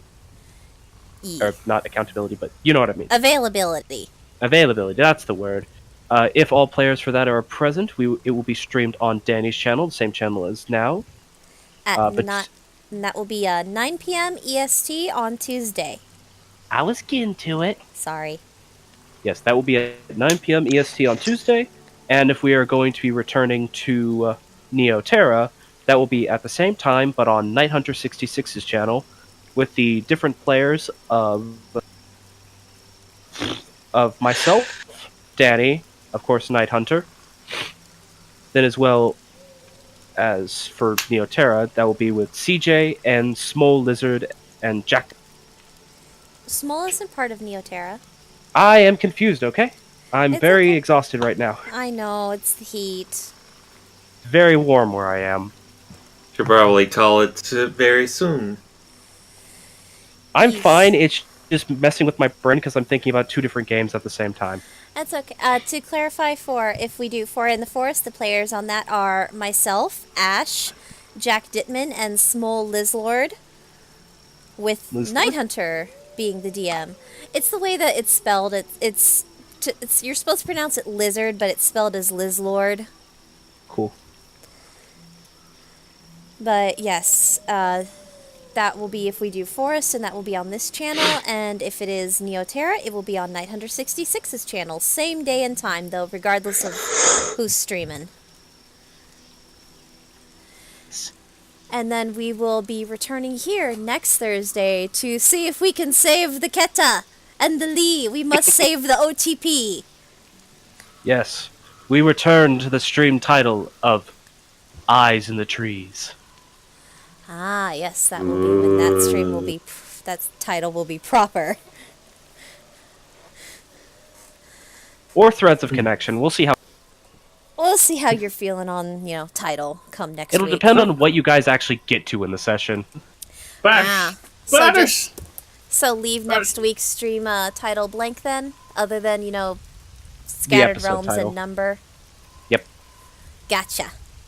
I have a lot of episode titles prepared for everything you guys are going to do. Makes my job uploading the VOD so much easier, so thank you for that. Yeah. Unlike me, I was just like, I don't fucking know. I like coming up with titles for things. Different I strokes for suppose different DMs. Yeah, I do that with monsters. I don't really do that with. So what was the title for this one? Red herring. Yes, this one was Red Herring because there are a lot of things you guys could have done, and a lot of them weren't useful. You did find one of the useful ones, though. Ah, so no red herrings. I ain't changing the title. We're keeping it as red herring. And there were still probably plenty of them. Yeah, But, it was basically which one of the threads I had presented to you last game, what you were going to go with. Some of them weren't useful. Yeah. Anyway, Ah. I believe that we're done for the night. Yes. Alrighty. I'm a so- snuffly boy. I'm sorry. It's fine. You didn't cause it. Yeah, that's fair. I didn't go around you when I was sick. I just have allergies. Fair enough. But yes, with that, I believe that we will be saying our goodbyes, and we'll see you all next week. So, everybody want to say goodbye? Bye-bye. Goodbye. Hey. Bye. No. Alright, but goodbye, everybody. We'll see y'all next week. Hopefully, we can save Kenta!